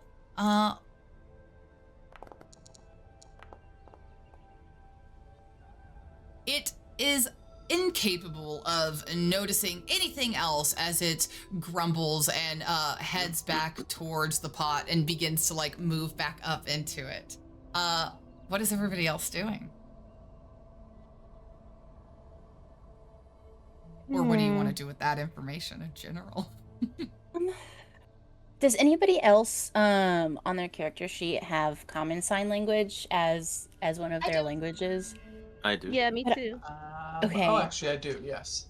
Awesome. Could I maybe like sign over to my friends and say, I think maybe this turnip could help us? I love new I think friends. I sign. Okay. Okay. Okay. Yeah, I think so. I mean, I think we probably have to get some help, or at least get up on one of these tables to look. Okay. I'm gonna go over there. To the Okay. pot, I think. Okay, Shiori, how do you approach the turnip as it starts to like climb up into the pot? I think I am trying to walk over maybe to the edge of the rug just so I kind of muffle maybe some of my footsteps, and just kind of like whisper over and try to wave and try to get its attention. I love it. It's hanging from the edge of the pot lid, or the pot lip, I suppose. Its little feet wiggling behind it. And as you call for its attention, it like stops moving and turns back around and looks at you and makes a very sour expression and lets go of the pot and drifts back down and turns to face you with an eye roll. Hi, are you friends with Miss Lindley? Yeah, the turnip says, kind of like crossing its arms and tapping its little tiny stubby foot. we're we're here trying to help one of our friends. Have you seen maybe a letter that's come in? Also, what are the pixies doing here? You seem like maybe you're not happy with them. The turnip sighs and rolls its eyes again. Yeah, I've seen the letter, and the pixies are always problematic. This stupid pixies. And the turnip continues to grumble to itself, kind of triggered by the old mention of pixies. I'm so sorry. I'm so sorry they're causing problems for you. My name's Shiori. What can I call you? My name's Tabitha Turnip. That's such a good name. And Tabitha Turnip just stares at you and gives you this blank, straight face. They don't seem to be a very happy turnip. She's looking a little upset, especially as her hands are kind of covered in ink. What do you want with Miss Lindley's letter? Not really. Well, one of our friends accidentally delivered a letter that doesn't belong to Miss Lindley to her house, and so we're just trying to help them out by getting that letter out of here to the proper owner. But we might be able to help you with these pixies too if we can, but we kind of are running into a problem. We are a lot smaller than we're supposed to be. And maybe we could help you out if you knew a way to get us back to the right size. Roll a persuasion check for me, Shiori.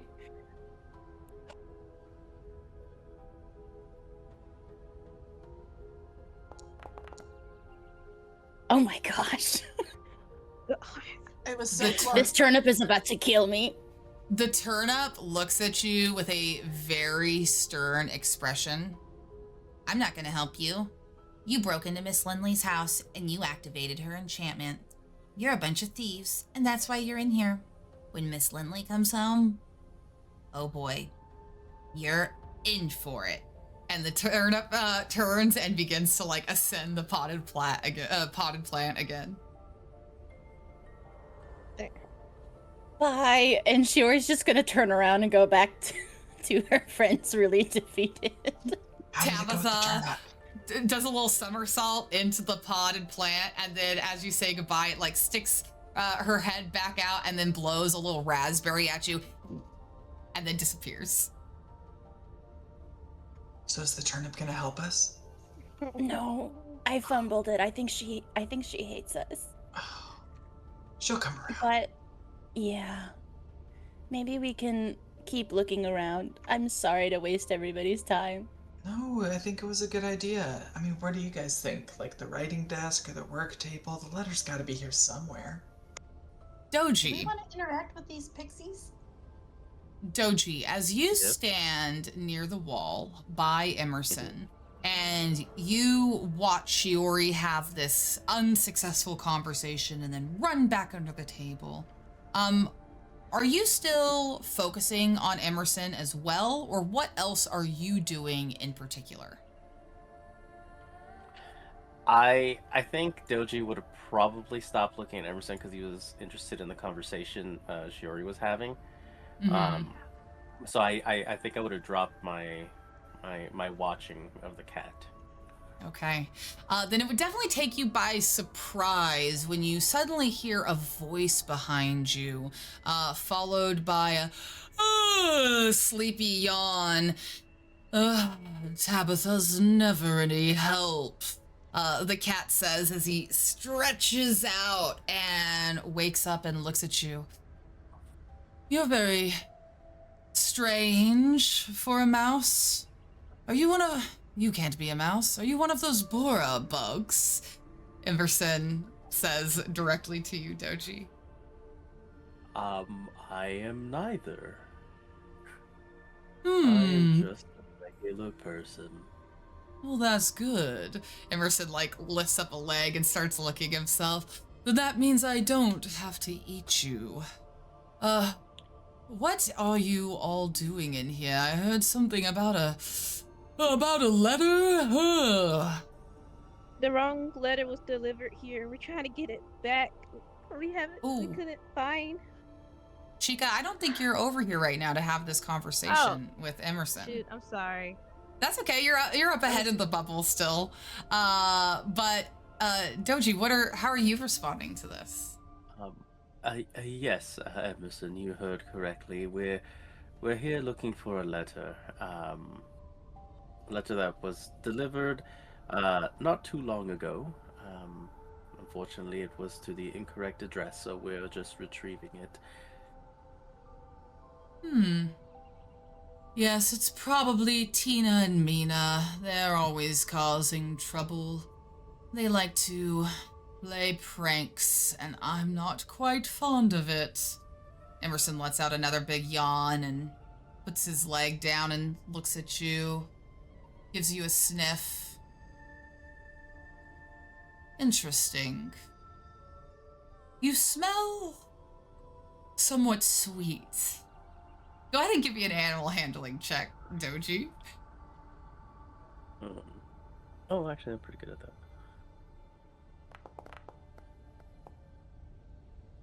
Yes, you smell sweet, but you don't smell as delicious as my beloved cat treats. Oh, Tina and Mina, they are so troublesome. They took my cat treats and stashed them up on the bookcase. If I were to guess, the misplaced letter would be up there now. Say, Oh, if I were to really? tell you how to get back to normal size, do you think that you could possibly get my cat treats back for me? I feel Of like I can course. trust you. If you have, if there are treats in this house, they're for a specific reason, being you, and you should have them. Oh, I'm so glad you understand. Miss Lindley always gives me treats when I ask, but Tina and Mina think that I don't deserve them, and that's why they take them away when she's gone. But That's today, terrible. oh, I'm glad you agree. Well, you'll find the antidote for your current condition over on Miss Lindley's workbench, where she brews all of her potions. You'll need to be careful getting up there, and there's many potions up there that do a lot of strange things that you'll need to be careful with. But you'll want to look for a small teal bottle. Usually it's near a candle, is where Miss Lindley keeps it. Out of the way, of course. Teal bottle next to the candle. Got it. All right, That well, would. Do you think do the you... pixies would be causing any trouble if I were to go retrieve it? Oh, I do indeed. They probably won't try to harm you directly, but they may try to, well, lure you away or misguide you. Don't listen to them. They are not to be trusted. But when you do make it up on the table, you might want to be wary of any, let's just say, untamed potion ingredients. Miss Lindley is known to make lots of things come alive. Interesting. And perchance, do you know when she will be arriving back? Well, Miss Lindley's always home before sunset. And, well, he looks towards the frosted window, to the outside sky, where earlier it was about midday. The sun is dipping a little bit lower. You can see it, bright spot through, the clouded glass, and like blotches of the green trees from outside. You probably have about 2 hours or maybe even 3 hours till sunset. Perfect. All right. Up the workbench I go. Good luck, Emerson says as he stretches and rolls back over onto his belly and goes back to sleep. Okay. I'll peek out of the corner over here, and then I'll try to get whoever's attention that I can see me. And I want to sign, basically, on top of the workbench. There's a teal potion next to a candle that will help us to get back to our size. That's great news. Lovely. Yeah. If I am able to see that, I think I would ask the people around, like, should we pop the bubble for Chica? Because she has the grappling hook, and I know that she's really quiet in the bubble, but we do need the hook to get up there. Yeah, probably so. Yeah. Anybody with anything sharp can just poke it, and it should pop. I've got this arrow that's pretty sharp. I love it. It looks really Or sharp. you could take your arrow and pop the bubble, and Chica, you feel yourself fall a quick 4 feet. Your sneakers hit the wooden hardwood floor of the workshop here, and you are now bubbleless. Okay, I think if we can get up on the table, it sounds like we could get normal size, and honestly, I think that's gonna make everything so much easier. Mm-hmm. Yeah. So are we all gonna try to climb up onto the table? Maybe only 1 or 2 of us, so that we're not causing too much of a distraction over where we're trying to grab something. Yeah, Well, that's good. My suggestion might be just one of us, unless we plan on bringing the potion down, but based on the size, perhaps ingesting it there would make one big, and if that happens, I don't want to get pushed off the side. I can go up if I need to. Okay. Go ahead. I was just gonna say, I can stand right under you. I have a spell that might help you in case you slip and fall. Just to be safe. Perfect. And here's Okay. this, and I'll hand you the extra 30 feet of rope that I have so you can tie it onto the grappling hook and hopefully make it about 60. Yeah. That'll work. Okay, are you gonna climb then, Chica? Yeah. Okay. So everyone move to where you think you would be before this ascent begins. And if we're still trying to be quiet and avoid Tina and Mina, the pixies, please make stealth checks. Dang, I should've kept these Chica, close. you will need to make yours with disadvantage. Ooh, I would like to use my inspo on that if possible. Absolutely. Oh no. Oof. Okay, let's try this Oh. I'm gonna re-roll mine real quick. stuff with disadvantage. Net 20, there we Ooh. go. So sneaky. Can I use my Oh, inspiration? You may use your well, it doesn't matter because you'll still have to take the lowest, which will be 3. Or I mean, unless you get a 2 or a 1. Because So I just because I mean, you can, but it's still disadvantage. So when we do our inspiration roll, it's just a reroll for one of the die, but one of your die will always be 3. So even if you got a 20, you're still gonna take that 3 because it's disadvantage. Okay, Using an inspiration here would only mean it's gonna stay the same or get worse. Yeah. Okay, I get it. So, I think in particular, you guys are able to make it to the table, but there would be some giggling from the bookshelf. And as you approach the table, you hear whispering coming from that shelf, from the green figures. Hey! Hi, what are you doing? What are you doing down there? The pixies call out from above. Oh, just hanging out, I'll say. Because I don't want to let them know what we're actually looking for. I feel like they'll hide it from us. Walking?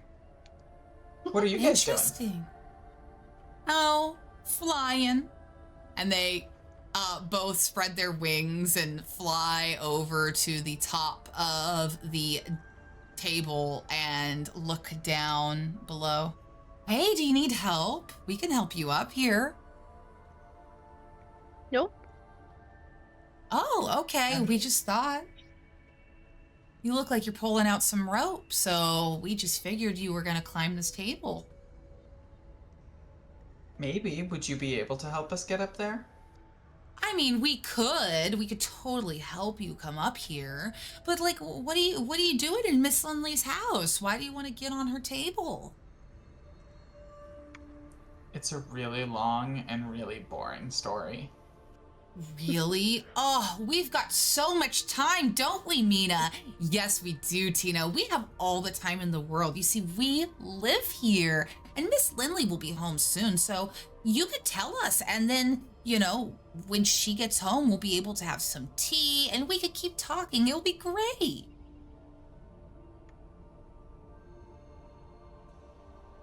Is there a way to check if they're really being sincere, or are they just trying to like trick us? Go ahead and make an insight check, yeah. Could I give the help action? Absolutely. How are you helping, just helping Chica discern? I think I kind of poke my head out from underneath the table, and I also have my eyes trained on the fairies, and like will kind of give Chica like some help kind of in sign to be Okay. like, oh, they're looking shifty, or oh, they're looking sincere. Okay. Go So ahead and that's a roll.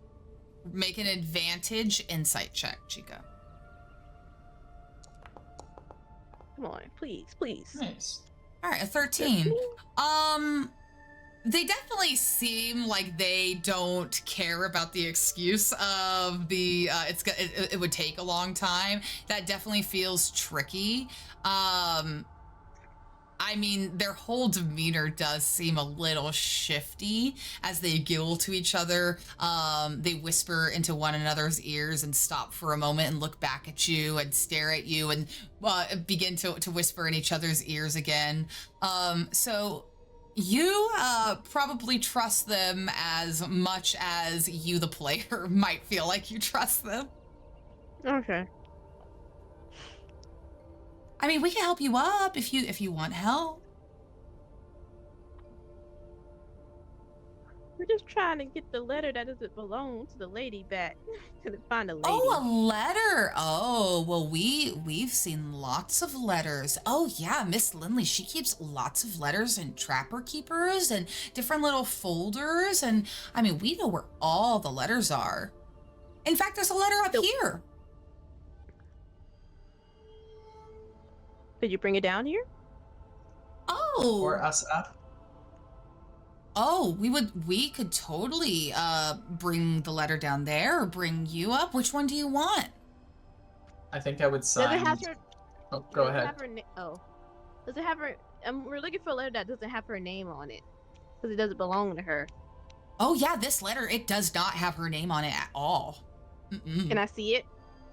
Yeah, and one of the fairies moves away out of view. You watch as the other one turns and follows and then starts to giggle as this fairy comes back and holds up a giant W red-colored refrigerator magnet. This letter right here doesn't have her name on it. Is this what you were talking about? The fairy throws the letter magnet down on the ground, and the W like skitters. That was really funny. Yeah, we are really funny. I need you know. Hold up. I think I would also sign to Chica, like, can we still try the grappling hook? Yeah. Because I don't think they're going to try to knock us off while we're climbing.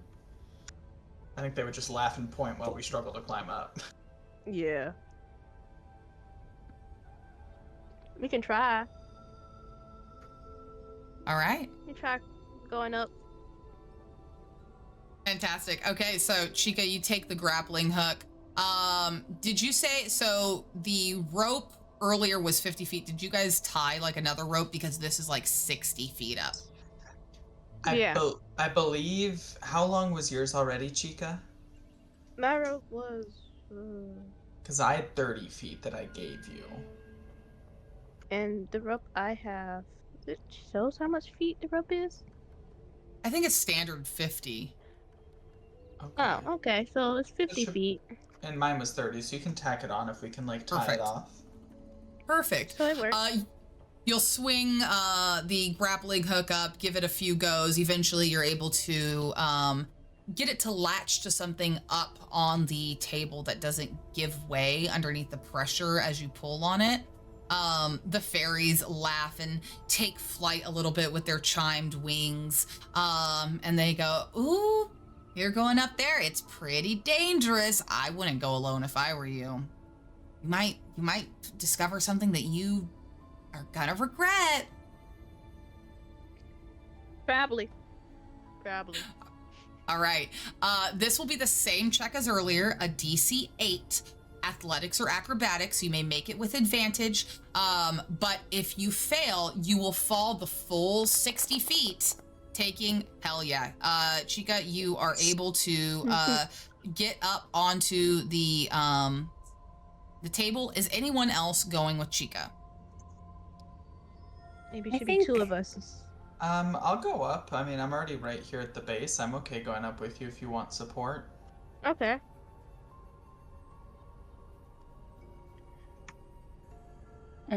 I'd probably want to go up as well, I think. Fantastic. All right, Shiori, go ahead and give me your roll as well. Okay. Let's do... Remember the teal one by the candle. Aye, aye, sir. I'll say with a salute. Fantastic. So Doji, it doesn't sound like you're going up, correct? No, I'll stay down. Okay, and I'm Haru, what are staying you doing? next to. I'm staying next to Doji. I just moved so that we can both be on guard on the floor. All right. Ooh. So we're gonna move. Gotta put everybody out here. We have Chika and Miyu and Shiori, who have ascended to the top of the table. We're gonna put Doji and Haru down here. Fantastic. And you know what? We're gonna drop Tina and Mina over in the corner as well. Fantastic. So you climb the rope and ascend to this very messy work table. You can smell the bubbling cauldron, and it smells very herbal and a little bitter at the same time, but there's this like floral sweetness that makes it very delicious smelling, like a medicinal tea of sorts. It's burning over this first age propane burner, and the rest of the table is just scattered with all of these books and potions ingredients, and just everything is left a mess. There are even a bundle of radishes over in the corner by the cauldron that look like they were getting ready to be chopped up and added to the stew, along with some mushrooms. Go ahead and everyone give me well, at least everyone that's up here, so the 3 of you, please give me perception checks. Perception.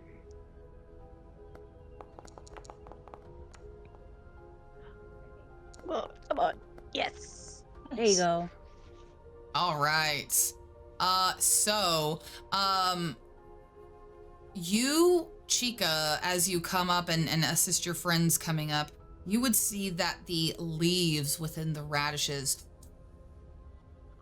begin to move and rustle quickly. The movement is what draws your eye to a teal bottle beyond it, near a candle, like Doji was saying to look for. But the leaves continue to rustle and move. So we just gotta go around the rustling leaves. Around the leaves? Why? What do you see? They're moving. The leaves are rustling, moving. You can Oh, hear a Ooh. sound of something chomping and eating and tearing away. You can see some bits of leaves start to fly up as there seems to be a strange carnivorous looking plant that is also mixed with the visage of some sort of rat that is eating the leaves. As it tears wow. away, it looks up and it starts to smell on the table. What are you doing? Do we It want doesn't to? seem Do we it doesn't want? seem to have seen you yet. Good. Do we want to call our friends up here just in case things go bad? Maybe I can sign down to them like might be a fight up here, just so you know. Also, hi guys. Hi. Doji, do you want to go up? I think we should. As you sign Alright, that and after you. communicate with your party and you begin to ascend, Tina and Mina laugh. We told you you'd be in trouble. Get him, Venus fly rat. And they fly across the table, their wings making noise that alerts the rat to look up, and it sees the three of you on the edge of the table. So I need everyone to add themselves to the initiative order and roll for initiative.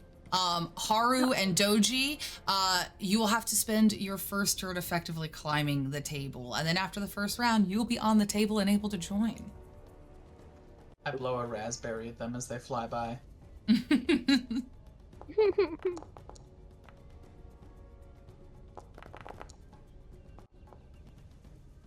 this guy go? Fantastic. Can I use I don't know if this logistically will be too difficult, Cheyenne. Please tell me that it doesn't work if that's not gonna work. I have the alert feat.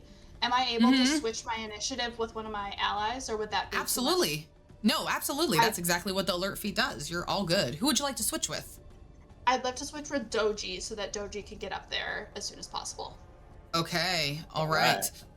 So Doji, you will take 22, and Haru, you will take 4. So, with the initiative order set, let us get this combat going. Doji, you are spending your movement to ascend the 60 feet as quickly as possible, and you make it up there. This will forego your action and your bonus action as you use everything in your power to make it up the 60-foot ascent, as well as run across Miss Lindley's floor. So as you get up, we move over to Miyu. Miyu, what are you gonna do? I would love to once again trigger that innate sorcery, so I will cue that up. Okay. Again, I think when shit's going down, you just see her at like the Oni masks start floating around her as like a sorceress energy. And then I think I will go ahead and just try to strike first with the chromatic orb again and see if that works. Absolutely. And that's with advantage with the innate sorcery, correct? Yep. Absolutely. Well, look at that. A 23 will certainly hit. Go ahead and roll damage. Hell yeah.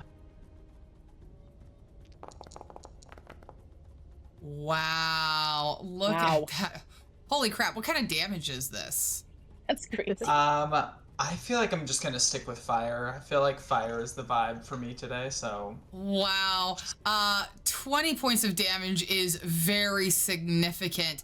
A full fiery blast strikes across the table, weaving itself through the mortar and pestle, through the radishes, and hitting the Venus fly rat. It squeals as its mossy fur begins to catch fire, and wow, Miyu, you bloody this thing instantly. The moss is burning, and the thing looks and begins to bite at the air. Anything else that you want to do here?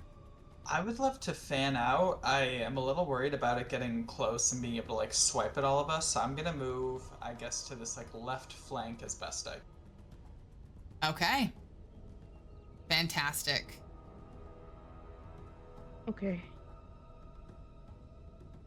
All right. We'll go like right And there. perfect. And with that, we come to Chica's turn. Chica, what are you doing? I am going to move up my feet to here. And Okay. then use I should use dash. Cause that moves me another 30 feet, right? Yes, if you take the dash action, you'll be able to move another 30 feet.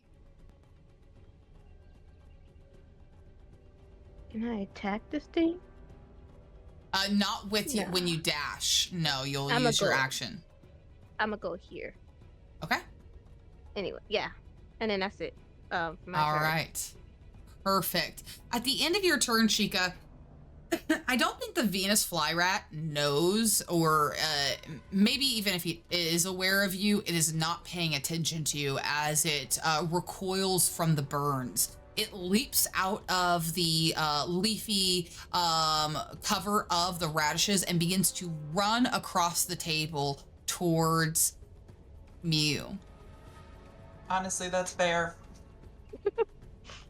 Let me look at something here. Interesting. Okay. And you are 15 feet away from it. So I think the only thing it will do is it's just gonna take the dash action up to you. It'll probably position itself right there. And this thing lands in front of you. You like chomp in its mouth. I don't know why I just did that. I love it. And and it lands very intimidatingly in front of you, and that's all that this thing is going to do.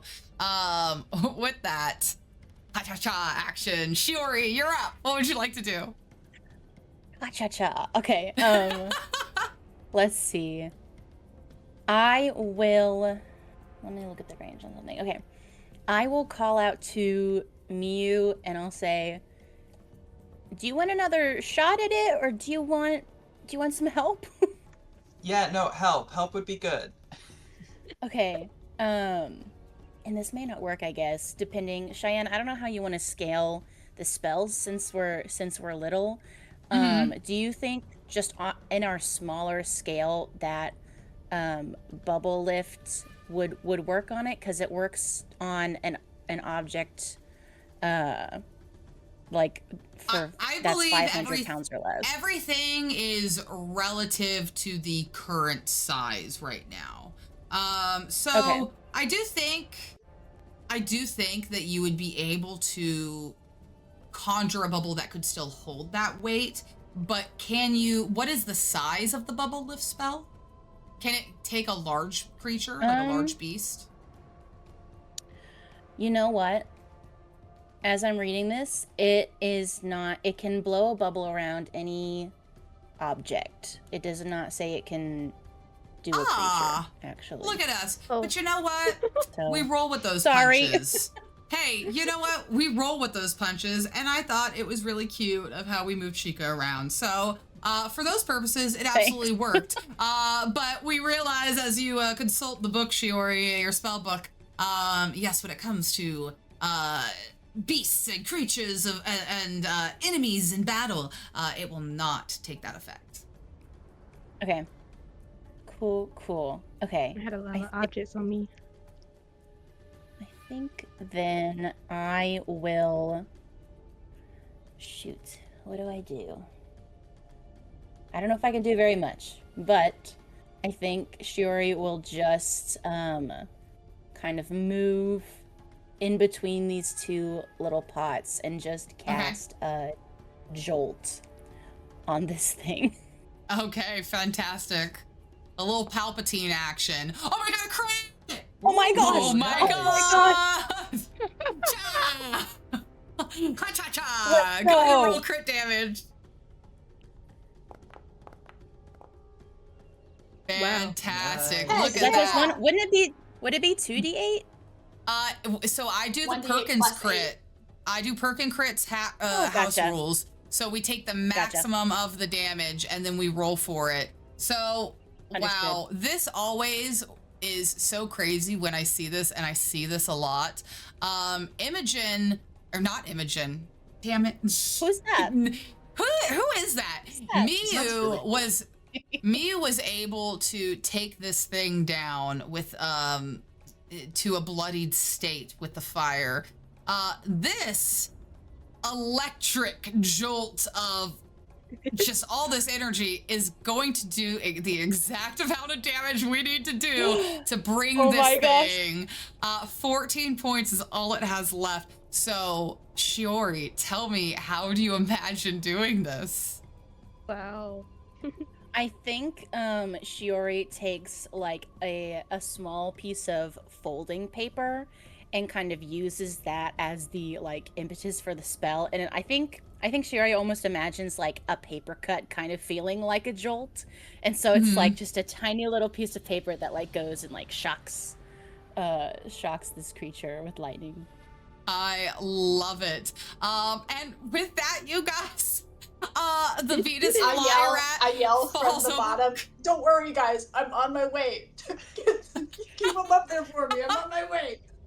That was crazy. Please save us, Haru. We're dying Like up what? here. 30 seconds? We can defeat it in like 30 seconds? Hell yeah. and- In 6 seconds. Miu, look like you're hurt. Look like the rat is getting you.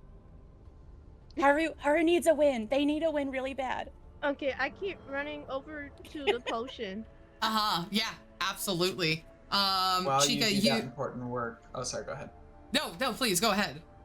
Just to say, I'm playing charades on the ground, pretending like I'm being attacked by a giant rat, even though the rat is clearly dead in front of me, just so Haru can Get like up and have the stop moment. playing. Oh no, Haru! Yeah, Haru, save me! I've got a healer's kit. Oh no, I'm not hurt. Like, just get the rat. Oh, okay. And I pop it on my head. Wow. Our hero. You bump it on the head and like it like rolls over. Something that's very interesting that you see here is you're able to like observe the body is that like this thing does seem to be more like a plant that came alive than it does look like a mammal. So like even as you bop it on the head, there's like a little sound of the moss like rubbing together and some like dirt that falls off of its skull like dandruff. Oh, okay. Well, But it looks like Chica has made it over to the teal bottle with the candle, but by the candle. Chica, as you get closer, you see that the label of this bottle says regrowth potion.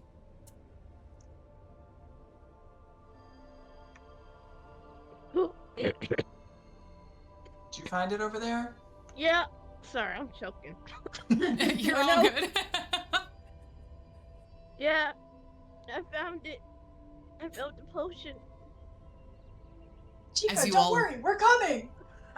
As you all look towards Chica and race over there to the potion bottle, while it is one of the smallest bottles here on Miss Lindley's desk, it is still twice your size and corked in. Tina and Mina, who have been watching this from the sideline, blow another raspberry at you and go, well, that really wasn't fun or entertaining at all. Yeah, that show is over so fast.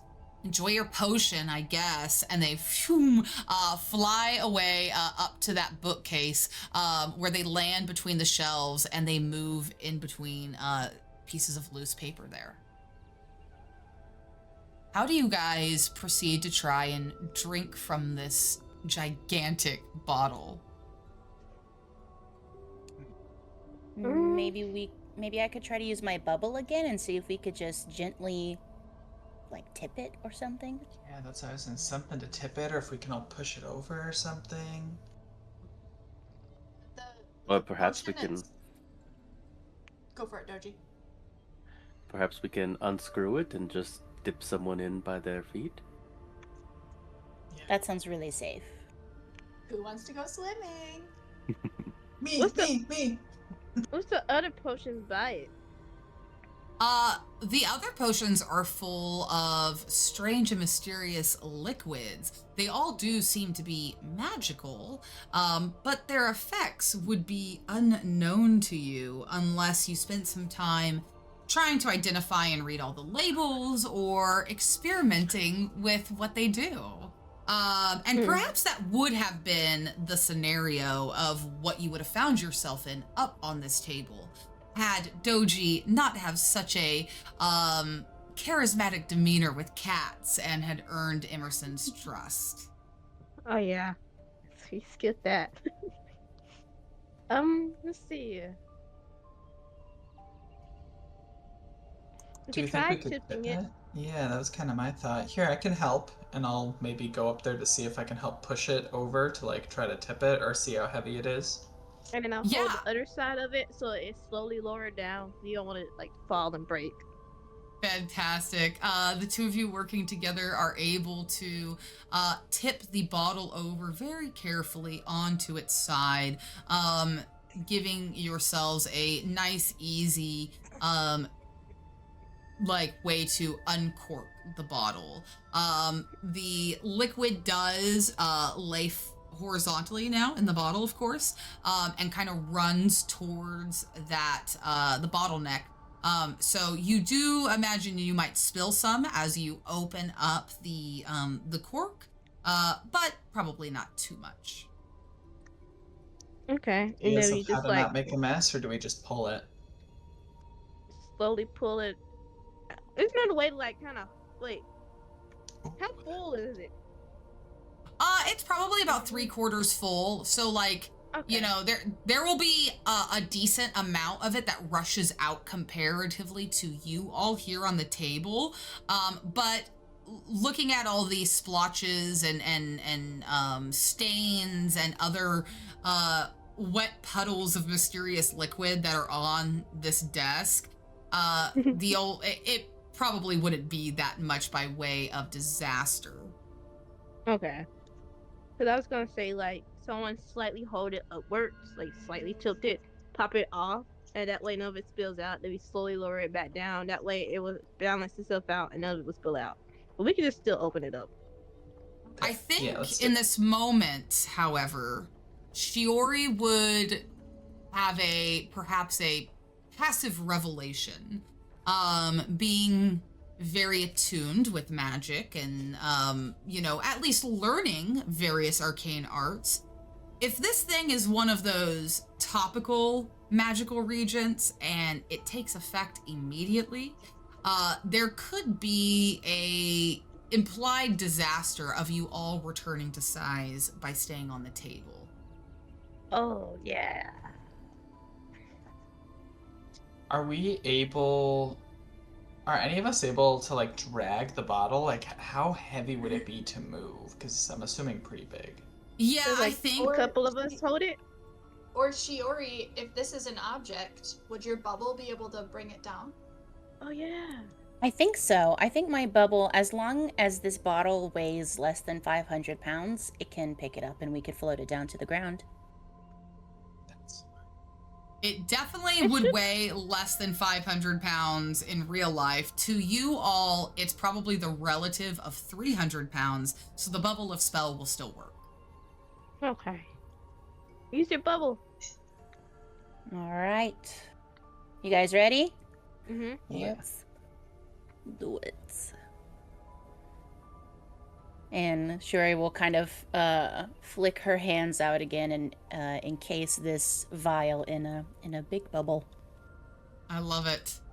The bubble expands out from your hands and boom, surrounds the bottle and begins to hover it into the air. Should we push it to the edge and let it float down, and then we can all go down and do it on the floor so we don't break the table? Yeah. Good thinking.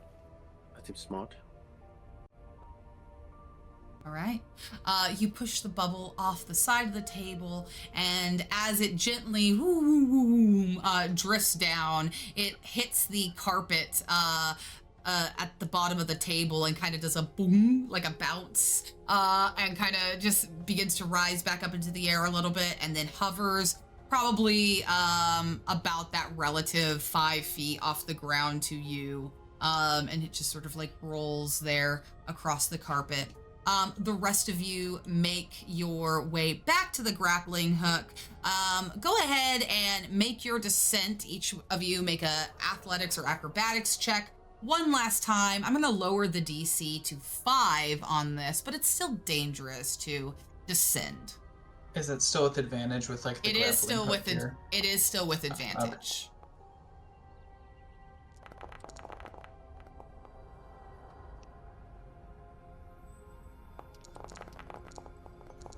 Love it. All right. So you all are able to make it down safely to the table, or from the table, and are able to reconvene with the bottle in the bubble. Right, let's get that stuff open. I want to be my size again. Yeah, it's very stressful being small. Yeah. I have a whole new appreciation for bugs after today. Yeah. Emerson's face, furry and tired, but still sort of proud and expectant, appears around the corner as he gives a big stretch and his tail kind of wiggles in anticipation, and he calls out to Doji, "Don't forget my treats now. They're up there." I won't. And then he sits down happily, his tail kind of whisking back and forth as he watches you all pop the bubble and begin to remove the cork. The cork takes a while to wiggle free, but eventually you're able to get it out with a big pop. And as it comes loose, the liquid blub, blub, blub, spills out over the floor, and as it touches your shoes, you feel the opposite warping sensation you felt when you entered the cellar. Your head feels like it is expanding and inflating, and you feel suddenly as though you are growing as tall as a sequoia tree at a rate of the speed of light, is what it feels like. When it all suddenly stops, and you find yourselves in the room at your regular size. I will. That's much better. I will immediately go to. I think you said the bookcase. Mm-hmm. To where the treats are. Do I see the treats? You do see the treats. Go ahead, and I'm gonna actually tell you. So, you see a couple different things on here. There is a cassette that's in this bookcase. There's also various potion recipes. And filed in those recipes is a letter that is addressed to Miss Linfrey, sticking out, that has sticky glitter prints from the pixie's hands that had stuffed it away in there. But then at the back of the bookcase shelf behind all these letters is a sachet embroidered with Emerson's name and has a little cat patch on it. It smells very pungent, like tuna.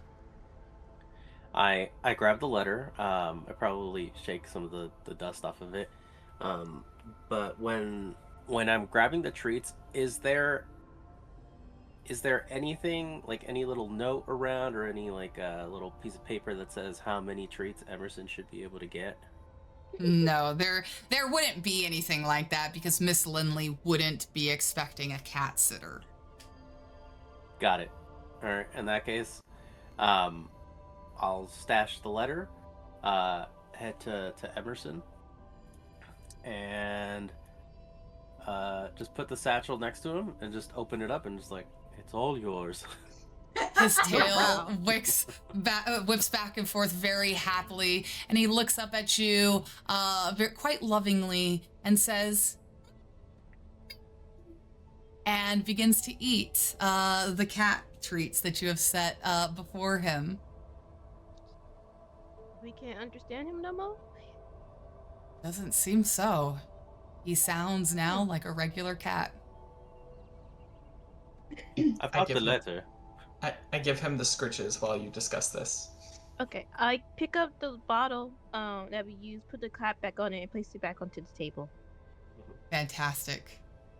All right. Does anyone else Okay. want to Should do we anything? clean up? Now, can we Or- leave at this lady's house? Now it look like we got what we need. Should we clean up any of the potion on the floor? Is anyone? I mean, I'd be happy to just grab a towel, or even Good just idea, take yeah. off part of my. I don't know. Start Good cleaning. idea. And I'll press to digitation to clean it.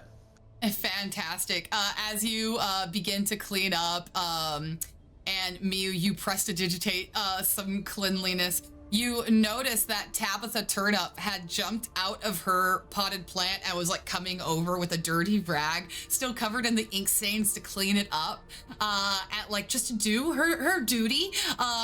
But as it gets magically cleaned away, Tabitha crosses her arms in a grumpy and turns around and goes back to the potted plant.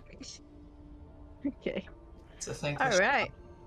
I'll retrace our steps. I'm gonna pick up the Venus fly rat as well as the dead bugs, and just kind of put them in my pocket for now. Fantastic. Does anyone want to do anything else, or are we ready to exit the way we came? It's just time to exit. Yeah, I think we should head Fantastic. back. We need to make sure that Morna can deliver the right letter. Yeah. Yeah. Fantastic. You all carefully and quietly escape through the cellar, making sure that you leave no evidence of your entry or exit. And as you re-lock the padlock and carefully replace the vines, you move back around to the front of Miss Lindley's house. And there, sitting on the stone with Go-Go in her hands, is Morna. She hops up excitedly and goes, "Oh my gosh, did you get it? Did you get it?" Yeah. See for yourself, and I'll Got it. gesture to Doji.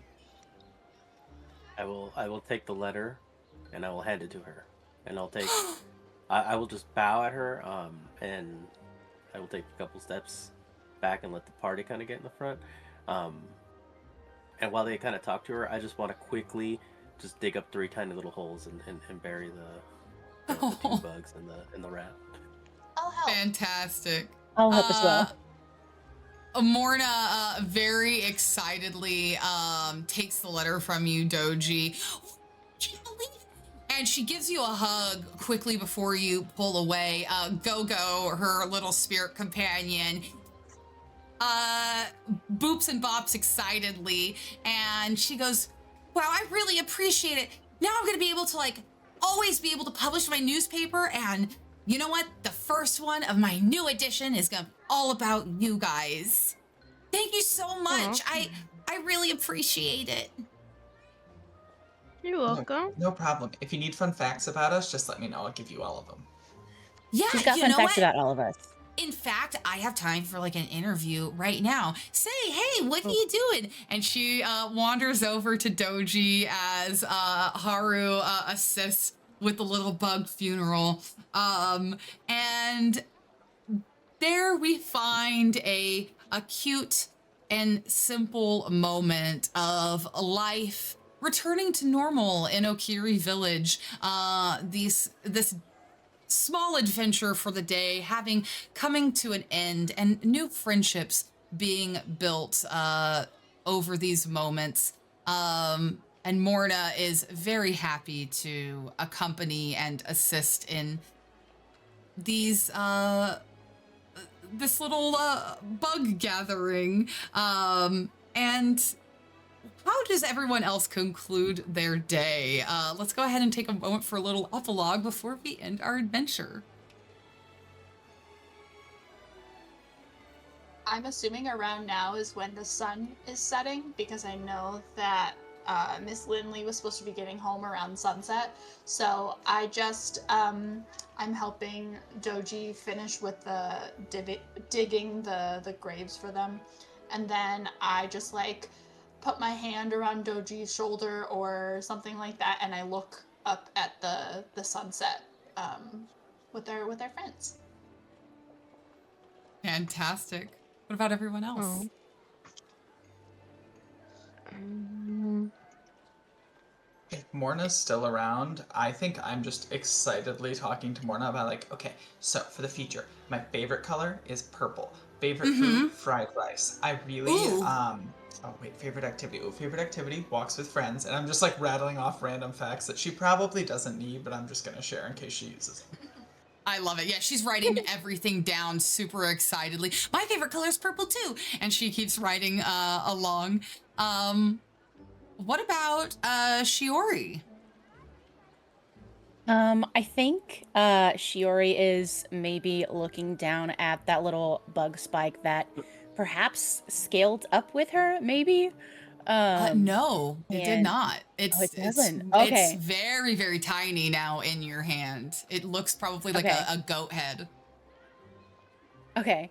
I think she would be like kind of listening to the interview process and maybe chiming in occasionally, but I think she's just looking down at this and kind of looking up at her friends and wondering, I wonder how I could use this to make some cool paper. I love it. And Chica, anything for you for your epilogue? I think after that, she's stretching and just kind of gonna find her a nice tree somewhere and just sit down because it's been a long day after everything. Fantastic. I love it. Doji, any final last things for you as you finish burying these bugs in the fly rat, the Venus fly rat? I think I just bury them, and then I'll sit there watching the sunset, kind of watching over Okiri Village. Fantastic. As you finish this moment, it is then that the old, short Miss Linley comes waddling up her cobblestone path, passing you all who are somewhat adjacently from her lawn. She kind of gives you a side eye as she notices the group by her house, but her arms are full of bags from a shopping trip, and she moves through the door. Morna hops up and gives Miss Linley a big wave and says, "Hi, Miss Linley. We're having a funeral for bugs." And Miss Linley kind of stops and gives Morna a very confused look and goes, "Ah!" And opens up, pulls out a key that she puts into her front doorknob, gives it a turn, opens it up, and closes it with a heavy slam. And the rest of you are able to enjoy the setting sun. And that is where we will end our Obojima one-shot. Yay! Ta-da! A cat got well fed. It was a good day. There you That go. really does not sound nice.